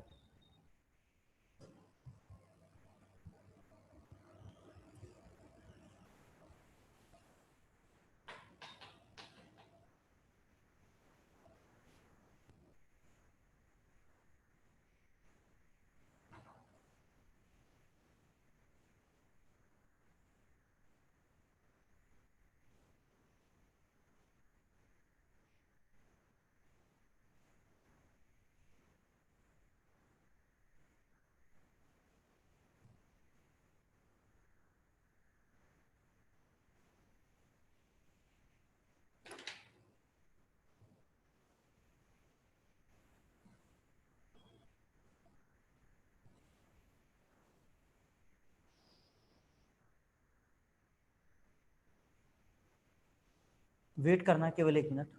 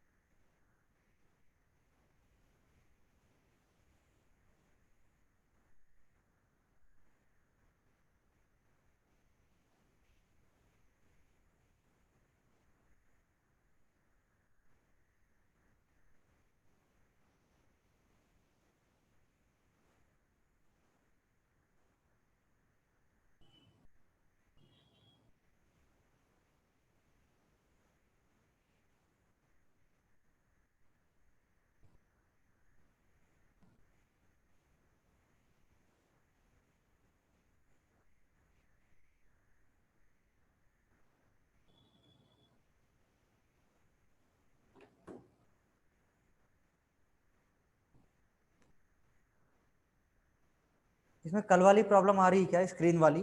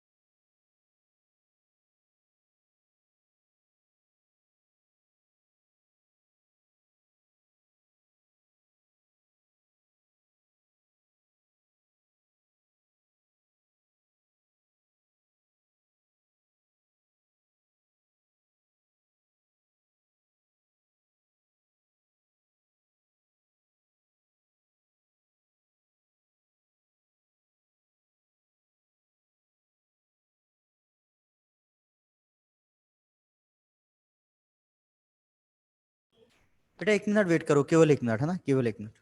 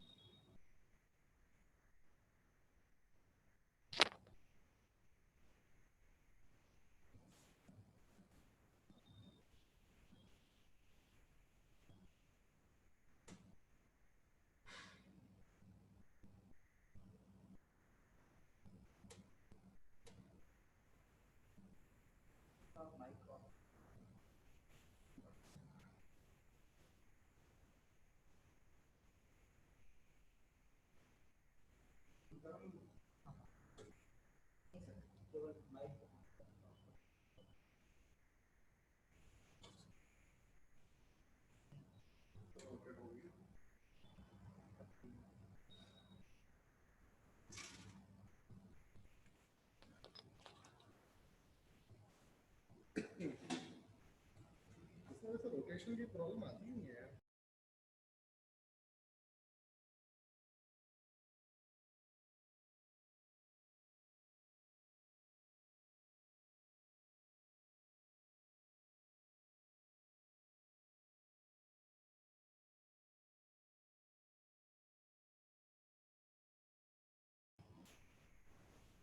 हाँ भाई, अब देखना आप सही है क्या? ठीक है। अभी 7 बजे के बाद कोई क्लास है क्या आप लोगों की? 7 बजे के बाद कोई क्लास भी है क्या आप लोगों की? ठीक है, निश्चिंत रहा करो, है ना। मैं कोई दिक्कत होगी तो 7 बजे के बाद भी अपन कंटिन्यू कर लेंगे, है ना। निश्चिंत रहा करो, है ना। सुनो, धैर्य इस दुनिया की सबसे बड़ी चीज है, धैर्य, है ना, वो रखा करो, है ना। सुनो, अपन को क्या करना था, ओवरऑल हीट ट्रांसफर कॉफिशिएंट निकालना था, ओवरऑल हीट ट्रांसफर कॉफिशिएंट निकालना था। देखो क्या है,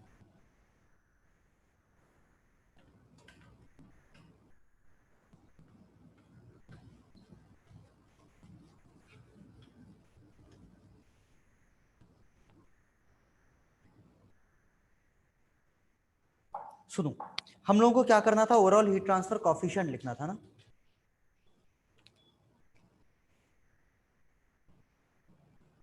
ठीक है, सुनो, ओवरऑल हीट ट्रांसफर कॉफिशिएंट होता क्या है,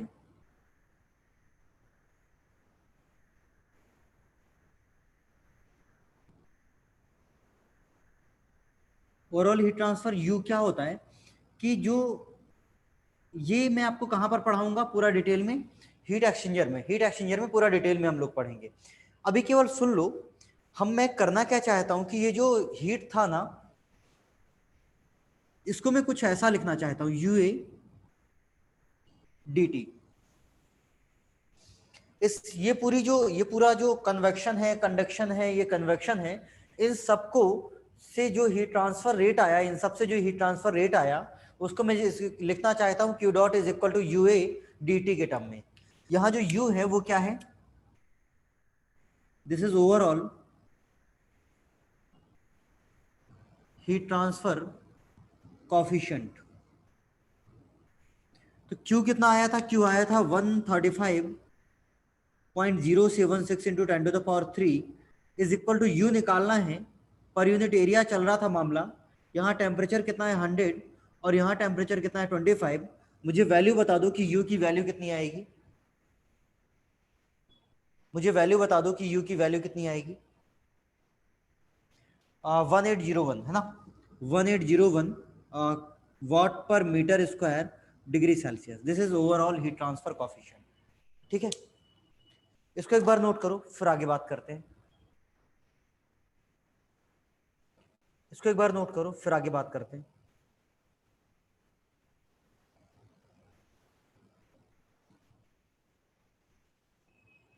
नोट हो जाए तो मुझे बता देना।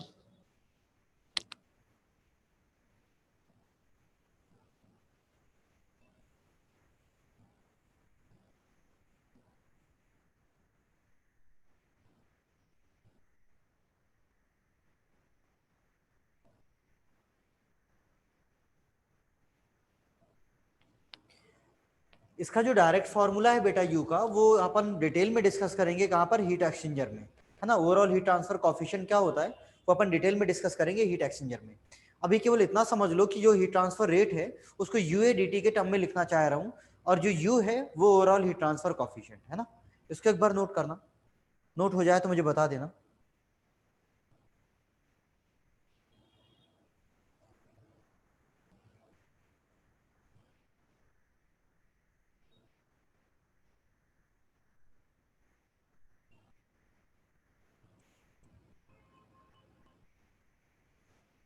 नोट कर लिया क्या? ठीक है, सुनो, लड़का लिख रहा है टेक्निकल भी आप करते हो, अरे नालायक मैं नहीं करता हूँ। सुनो, मैं नहीं करता हूँ, इसीलिए तो इतनी प्रॉब्लम हो रही है ना। जो यहाँ पर कैमरा पहले करते थे है ना, वो कोरोना की वजह से आ नहीं रहे है ना, इसलिए प्रॉब्लम हो रही है सब है ना। सुनो, एक दो क्वेश्चन और देखते हैं फिर आगे बढ़ते हैं ना।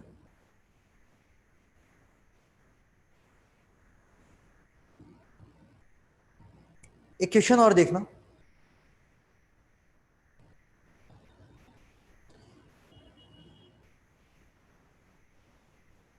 एक क्वेश्चन नंबर 4 इसमें दे रखा है, क्वेश्चन नंबर 4 देखो।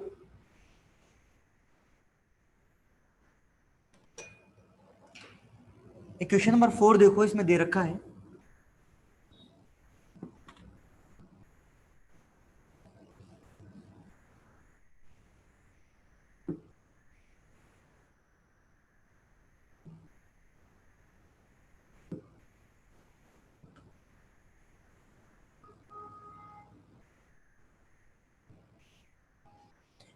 क्वेश्चन नंबर 4 दे रखा है, इसमें देखना।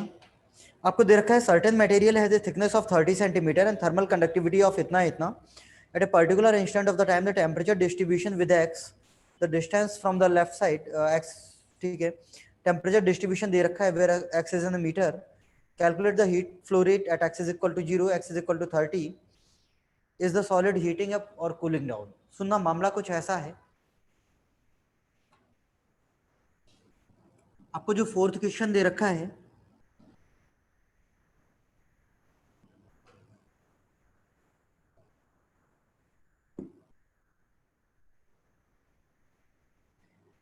कोई मटेरियल दे रखा है जिसकी थिकनेस कितनी है 30 centimetre,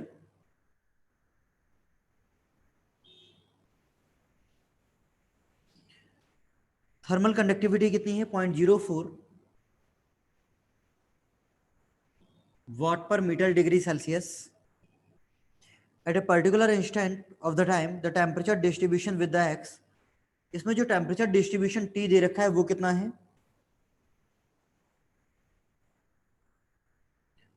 150x square minus 30x, where x is in meter, calculate the heat flow rate at x is equal to 0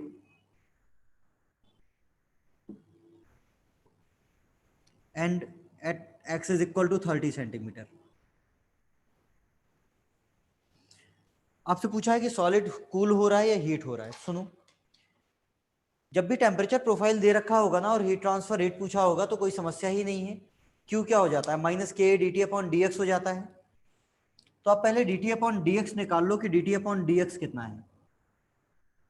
तो D T upon D x हो जाएगा, इसको डिफ्रेंशिएट करो 300x माइनस 30, ये हो जाएगा। आप x इज इक्वल टू 0 पर निकालो, क्यू डॉट हो जाएगा minus of K A D T upon D X, ये हो जाएगा Q dot at X is equal to 0। Conductivity कितनी है 0.04 माइनस 0.04, एरिया कितना है यूनिट एरिया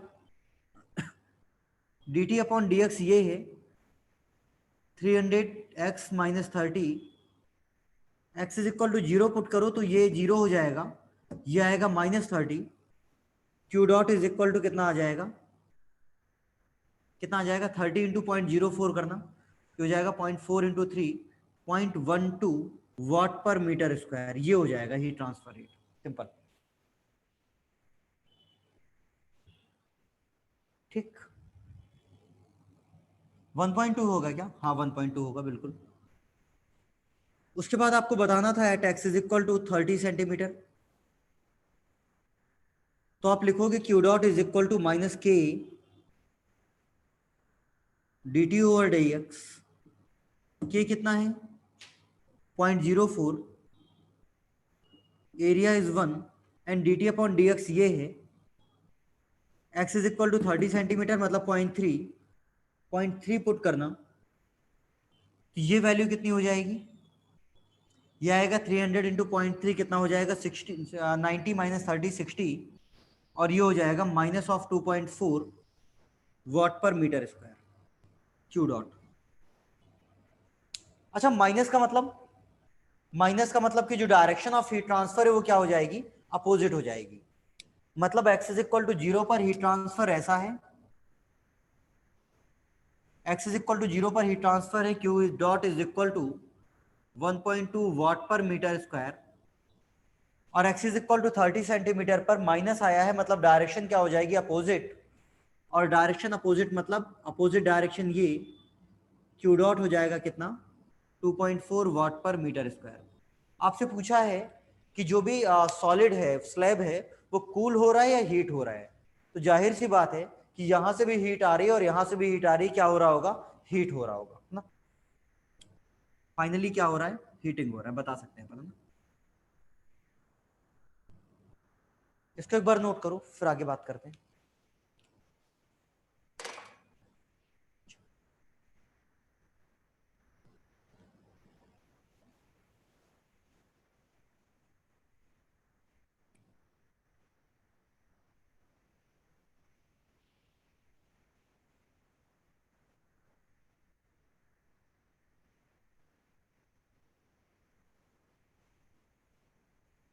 इसको एक बार नोट करो, नोट कर लेना तो मुझे बता देना।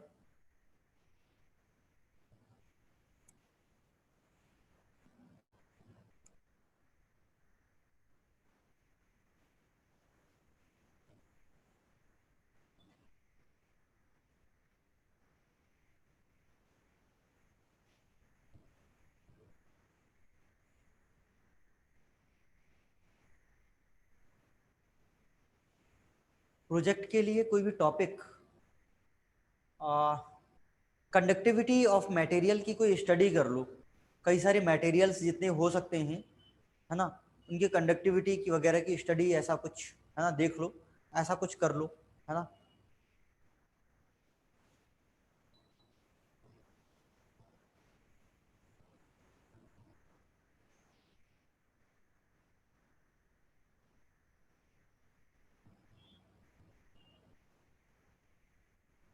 ये मैंने किया था।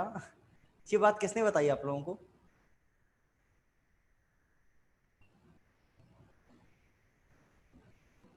ये प्रोजेक्ट मैंने किया था, ये बात किसने बताई आप लोगों को?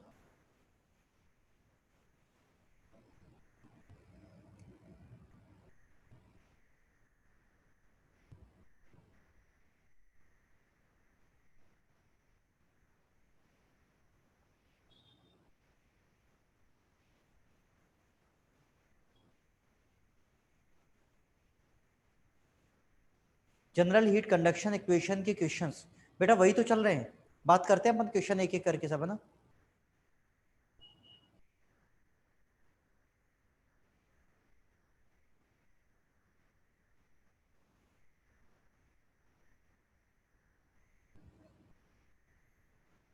सुनो, वो लॉजिक नहीं लगाया है, उस लड़के को किसी ने बताया होगा, वो बहुत फेमस स्टोरी है ना। वो मेरा प्रोजेक्ट जो था वो कंडक्टिविटी वाला, बहुत प्रसिद्ध स्टोरी है, उसको किसी ने बताया होगा ना, लॉजिक नहीं लगाया है उसने। सुनो, नोट कर लिया है क्या? नोट कर लिया क्या? सुनो, एक क्वेश्चन और देखते हैं, इसमें क्वेश्चन नंबर 12 है, वो देखो, फिर आगे बात करते हैं, चर्चा करेंगे अपन किसी दिन, है ना। एक क्वेश्चन नंबर 12 है, उसको देखो, फिर आगे बात करते हैं। क्वेश्चन नंबर 12 देखो, फिर आगे बात करते हैं। इसको किसने बताया होगा? आशीष को बताया होगा, मयंक सर ने बताया क्या बेटा तुमको? क्वेश्चन नंबर 12 देखो, फिर आगे बात करते हैं।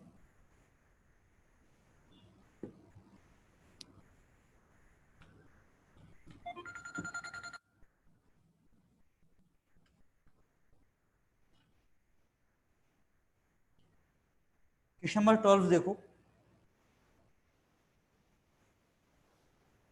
फिर आगे बात करते हैं।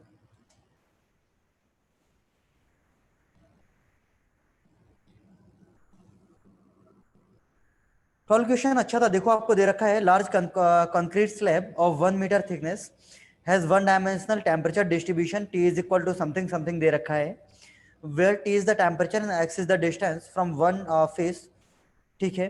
If the slab material has thermal diffusibility इतना, what is the rate of the change of the temperature. अच्छा, थर्मल डिफ्यूजिबिलिटी जैसा अभी मैंने आप लोगों को कुछ बताया है क्या?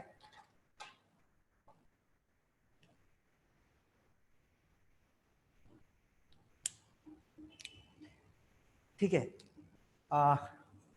मैंने आपको थर्मल डिफ्यूजिविटी जैसा कुछ बताया है क्या अभी तक? थर्मल डिफ्यूजिविटी जैसा कुछ बताया है क्या? एक हेडिंग डालो थर्मल डिफ्यूजिविटी, फिर इस क्वेश्चन में आते हैं। थर्मल डिफ्यूजिविटी एक टर्म दे रखी है इस क्वेश्चन में, उसको डिस्कस करते हैं, फिर इस क्वेश्चन में आते हैं ना। एक हेडिंग डालो थर्मल डिफ्यूजिविटी अल्फा। सुनो, आप लोग डिफ्यूजन समझते होगे। डिफ्यूजन का मतलब क्या होता है? डिफ्यूजन का मतलब क्या होता है? इस दुनिया में किसी भी चीज का हाई से लो में आना, ध्यान से सुनना, इस दुनिया में किसी भी चीज का हाई से लो में आना ही क्या है? डिफ्यूजन है। फॉर एग्जाम्पल, हीट फ्लो होती है हाई टेम्परेचर से लो टेम्परेचर, क्या है? डिफ्यूजन है। मास फ्लो होता है हाई कॉन्सेंट्रेशन से लो कॉन्सेंट्रेशन, क्या है? डिफ्यूजन है ना। इलेक्ट्रिसिटी हाई वोल्टेज से लो वोल्टेज, डिफ्यूजन बोल सकते हो। डिफ्यूजन का मतलब केवल ये है, high energy to low energy कोई चीज जा रही है, डिफ्यूजन है ना। कोई भी चीज का हाई से लो में जाना ही क्या है? डिफ्यूजन है। ठीक। मास भी हो सकता है कि भैया मास हाई कॉन्सेंट्रेशन से लो कॉन्सेंट्रेशन जा रहा था, डिफ्यूजन है। मोमेंटम डिफ्यूजन भी हो सकता है, high momentum to low momentum जा रहा था, डिफ्यूजन है। उसी तरह एनर्जी का भी डिफ्यूजन हो सकता है, उसी तरह हीट का भी डिफ्यूजन हो सकता है। तो जो थर्मल डिफ्यूजिबिलिटी है, ये रेशियो होता है heat transporting property to the heat storage property. ये रेशियो होता है heat transporting property to the heat storage property. तो एक डेफिनेशन लिख लेना, फिर मैं एक्सप्लेन करता हूं। लिखना, thermal diffusibility is the ratio of thermal diffusibility is the ratio of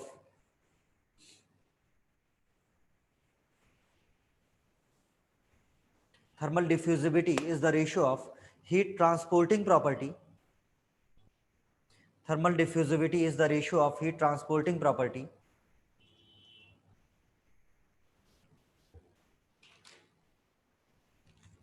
thermal diffusibility is the ratio of heat transporting property to the thermal diffusibility is the ratio of heat transporting property to the heat storage property. Heat transporting property to the heat storage property. सुनो, heat transporting property क्या है? Conductivity.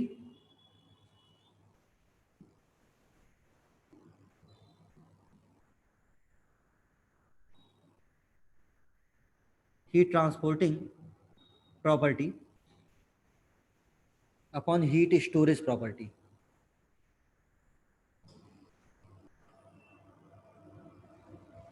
Heat transporting property क्या होती है?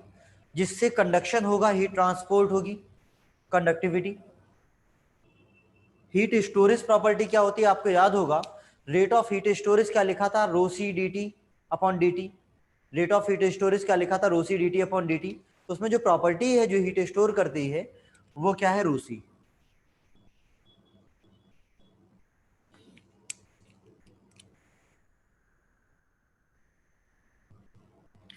Thermal diffusibility denote क्या करती है? Thermal diffusibility denote करती है कि भैया हीट का डिफ्यूजन ज्यादा होगा या कम होगा। डिफ्यूजन का मतलब हीट ट्रांसपोर्ट ज्यादा होगी या कम होगी, हीट फ्लो ज्यादा होगी या कम होगी। तो सुनो, अगर अल्फा ज्यादा है, मतलब थर्मल डिफ्यूजिबिलिटी ज्यादा है, तो हीट ट्रांसपोर्ट ज्यादा होगी और स्टोरेज कम होगा। इसका मतलब है कि हीट ट्रांसफर ज्यादा होगी और हीट स्टोरेज क्या होगा? कम होगा। और अगर अल्फा कम होता है, अल्फा कम होता है, तो हीट ट्रांसपोर्टेशन, हीट ट्रांसफर क्या होगा? कम होगा। और हीट स्टोरेज क्या हो जाएगा? बढ़ जाएगा। ठीक। तो भाई ये तो किसी मटेरियल की प्रॉपर्टी होगी ना। मान लो कोई एक मटेरियल है, मान लो कोई एक मटेरियल है, तो ये उसकी प्रॉपर्टी होगी कि उसके पास हीट आई तो वो कितनी हीट को स्टोर करेगा और कितनी हीट को ट्रांसफर करेगा।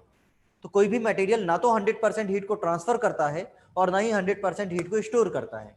वो कितना ट्रांसफर करेगा और कितना स्टोर करेगा, ये मुझे कौन बताएगा? ये मुझे बताएगी थर्मल डिफ्यूजिबिलिटी। अगर थर्मल डिफ्यूजिबिलिटी ज्यादा है तो डिफ्यूजन ज्यादा हो रहा है, मतलब ट्रांसफर ज्यादा हो रहा है। थर्मल डिफ्यूजिविटी कम है, इसका मतलब डिफ्यूजन कम हो रहा है, मतलब ट्रांसफर कम हो रहा है, स्टोर ज्यादा हो रहा है ना। इसको एक बार नोट करना, फिर आगे बात करते हैं।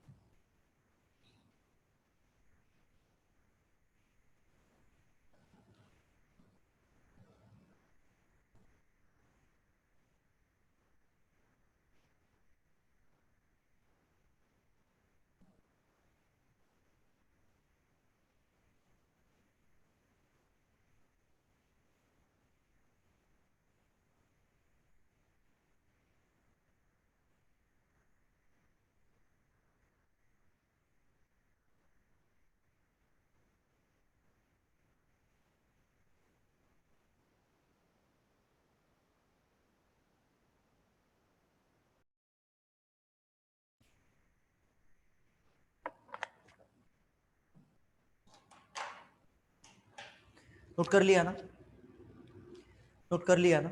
सुनो, अब क्वेश्चन नंबर देखो कौन सा सॉल्व कर रहे थे हम लोग।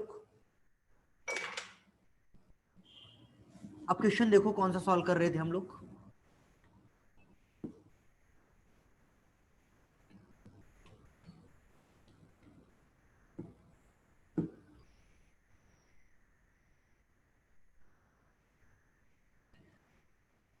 क्वेश्चन नंबर 12 हम लोग सॉल्व कर रहे थे। देखना क्या था, आपको दे रखा है लार्ज कंक्रीट स्लैब, कितनी थिकनेस है, 1 मीटर।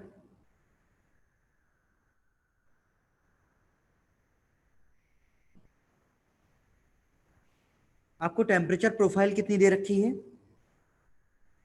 4 - 10x 20x² 10x³ आपको दे रखा है thermal diffusibility alpha is equal to 2 × 10⁻³ metre square per hour. What is the rate of change of temperature at the other face of the wall. Other face का मतलब ये x is equal to 0 है और ये x is equal to 1 metre है। Other face का मतलब पूछा है x is equal to 1 metre पे rate of change of temperature. Rate of change of temperature का मतलब क्या है, rate of change of temperature का मतलब क्या है, rate of change of temperature का मतलब है, आपसे पूछा है कि dt/dt क्या होगा, कहां पर at x is equal to 1 metre पे। अच्छा मुझे एक बात बताओ, जनरल हीट कंडक्शन इक्वेशन में कहीं dt/dt वाली टर्म आती है क्या? जनरल हीट कंडक्शन इक्वेशन में कभी dt/dt वाली टर्म आती है क्या? आती है ना भाई, रेट ऑफ हीट स्टोरेज वाली टर्म आती है। मैं जनरल हीट कंडक्शन इक्वेशन लिख रहा हूं, देखो, from general heat conduction equation, किसके लिए, प्लेन स्लैब के लिए, क्या थी, del/del x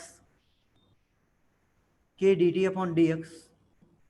याद रखना हमेशा वन डायमेंशन का ही क्वेश्चन आएगा, 1D का ही क्वेश्चन आएगा, 2D और 3D आपके सिलेबस में नहीं है और आपकी बस की बात भी नहीं है, आपकी मेरी सबकी बस की बात भी नहीं है कि गेट में गिवन टाइम में 2D और 3D का क्वेश्चन सॉल्व कर सके। तो क्वेश्चन हमेशा वन डायमेंशन का आता है, तो जनरल हीट कंडक्शन इक्वेशन में y और z वाली टर्म लिखने का कोई औचित्य नहीं है ना। प्लस क्या हो जाएगा, Q dot generation minus rho C dt/dt is equal to 0।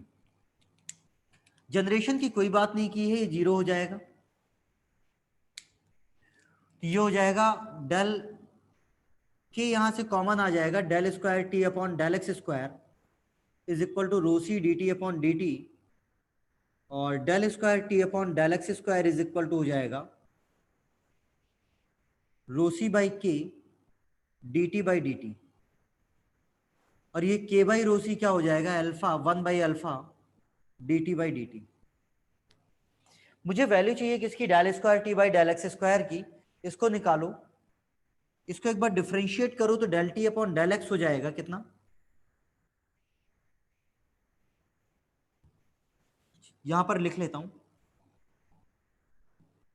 del t/del x हो जाएगा, इसको डिफरेंशिएट करो, -10 + 40x + 30x²। एक बार और डिफरेंशिएट करो, del²t/del x² is equal to, ये हो जाएगा 40 + 60x। कहां पर चाहिए आपको, x इज इक्वल टू 1 पर, x इज इक्वल टू 1 पर हो जाएगा कितना 100। वैल्यू पुट कर दो इसमें इक्वेशन 1 में, तो इक्वेशन 1 में लिखोगे, यहां पर लिखोगे तो del square T upon del X square कितना आ गया 60 प्लस 40 100, ये वैल्यू आ गई 100 is equal to 1 by alpha. Alpha की वैल्यू कितनी है ये लिखी है 2 इंटू 10 टू द पावर -3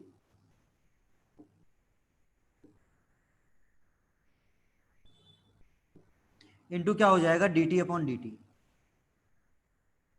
तो देखो D T upon D T कितना हो जाएगा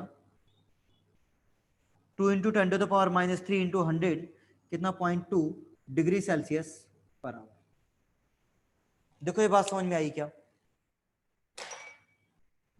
करना क्या था, कुछ भी नहीं, मुझसे पूछा rate of change of temperature क्या है, या फिर रेट ऑफ कूलिंग या रेट ऑफ हीटिंग भी बोल सकता है। तो जैसे rate of change of temperature या रेट ऑफ कूलिंग या रेट ऑफ हीटिंग कहता है, मेरे दिमाग में क्लिक करना चाहिए कि वो D T upon D T की बात कर रहा है। और D T upon D T मुझे कहाँ मिलता है, जनरल हीट कंडक्शन इक्वेशन में। जनरल हीट कंडक्शन इक्वेशन लिखी, जनरेशन की बात नहीं की थी, ये जीरो हो गया, कंडक्टिविटी कॉमन लिया, del square T upon del X square आया, के को इधर ले जाओ, के बाई रोसी क्या हो जाएगा अल्फा, ये चाहिए है। और ये कहाँ से मिलेगा, टेम्परेचर प्रोफाइल दे रखी है, दो बार डिफरेंशिएट कर लो, है ना, इसको एक बार नोट करो, फिर आगे बात करते हैं।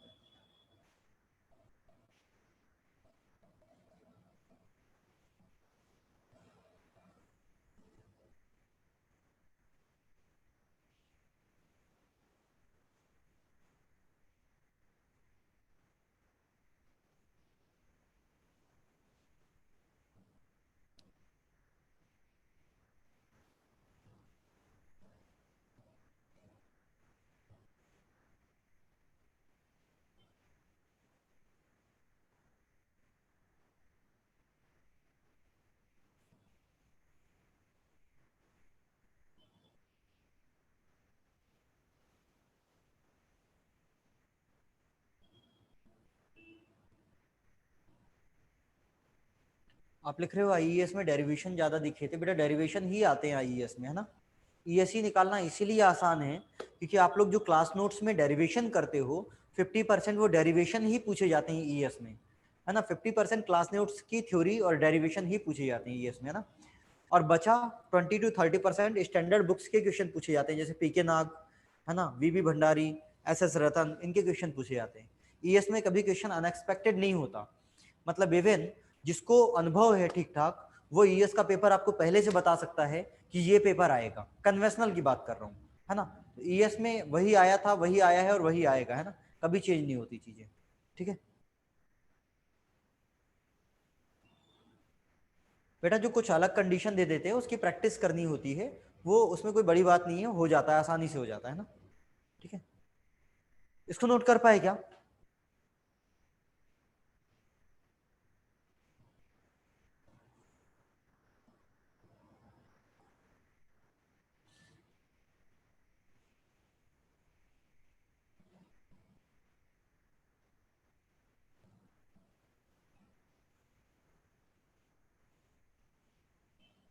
डन ना? यहां तक कुछ समझ में आ रहा है क्या आप लोगों को एचएमटी में? यहां तक कुछ समझ में आ रहा है क्या? कल कुछ क्वेश्चन और अपन कल क्वेश्चन ही करेंगे 2 घंटे, है ना। तो कल क्वेश्चन देख लेंगे कुछ और, तो आप लोगों को पिक्चर यहाँ तक की क्लियर हो जाएगी। और एक केस और बचा है विदाउट हीट जनरेशन में, कौन सा, स्फेरिकल वाला, और उसके बाद हम लोग बात करेंगे किसकी, विद हीट जनरेशन, ठीक है। गिरिराज पूछ रहे हैं अभी तक कितनी क्लास हो गई हैं। बेटा अभी कुछ बहुत ज्यादा नहीं निकला है, जो लोग आ रहे थे रेगुलर क्लास उनसे आप एक बार क्लास नोट्स ले लो, है ना, और आप देख लोगे, समझ में आ जाएगा आपको चीजें, है ना।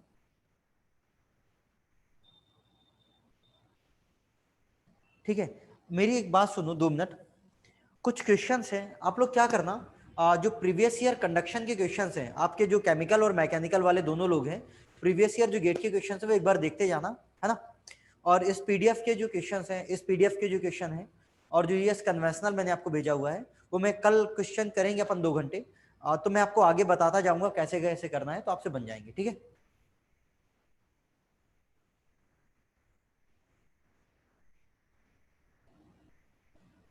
क्लियर है? सुनो, करेंगे, चर्चा करेंगे कभी, है ना।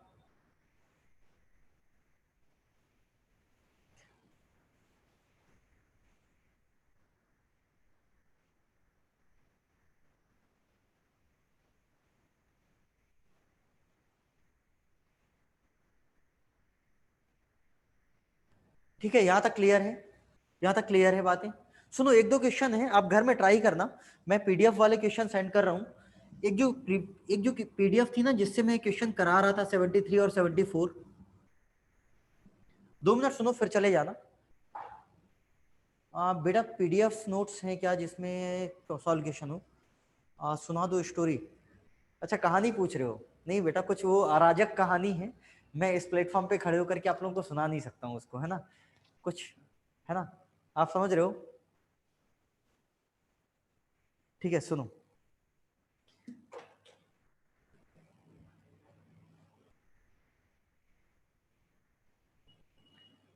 वो अपने कॉलेज वाले कुछ कांड होते हैं ना, वैसा ही कुछ है ना, सुनो। कुछ क्वेश्चन बोल रहा हूँ, एक बार देख लेना।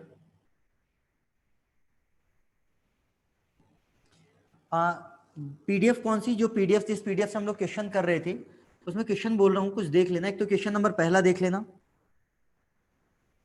दूसरा देख लेना, तीसरा देख लेना, चौथा मैंने ही करा दिया है,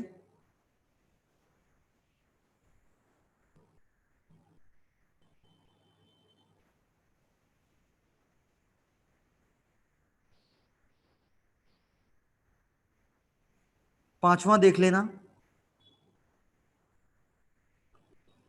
12वां मैंने ही करा दिया है,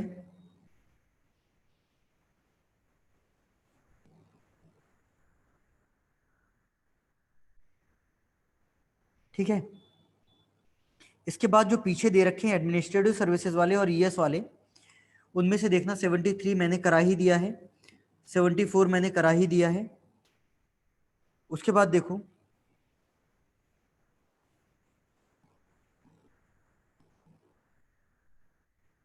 क्वेश्चन नंबर 85 है, ईएस का प्रीवियस ईयर है, इसको कर लेना, बन जाएगा।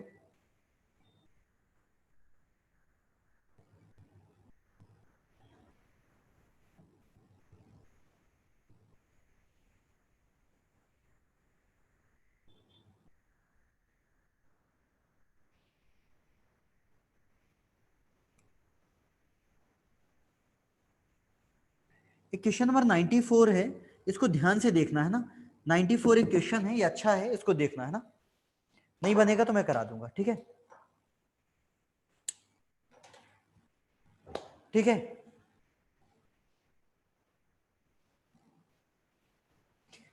इन क्वेश्चंस को देख लेना। कल मिलते हैं अपन कितने बजे? 5 बजे, है ना, उसकी में चर्चा करेंगे ना, ठीक है, ठीक है, बाय बाय।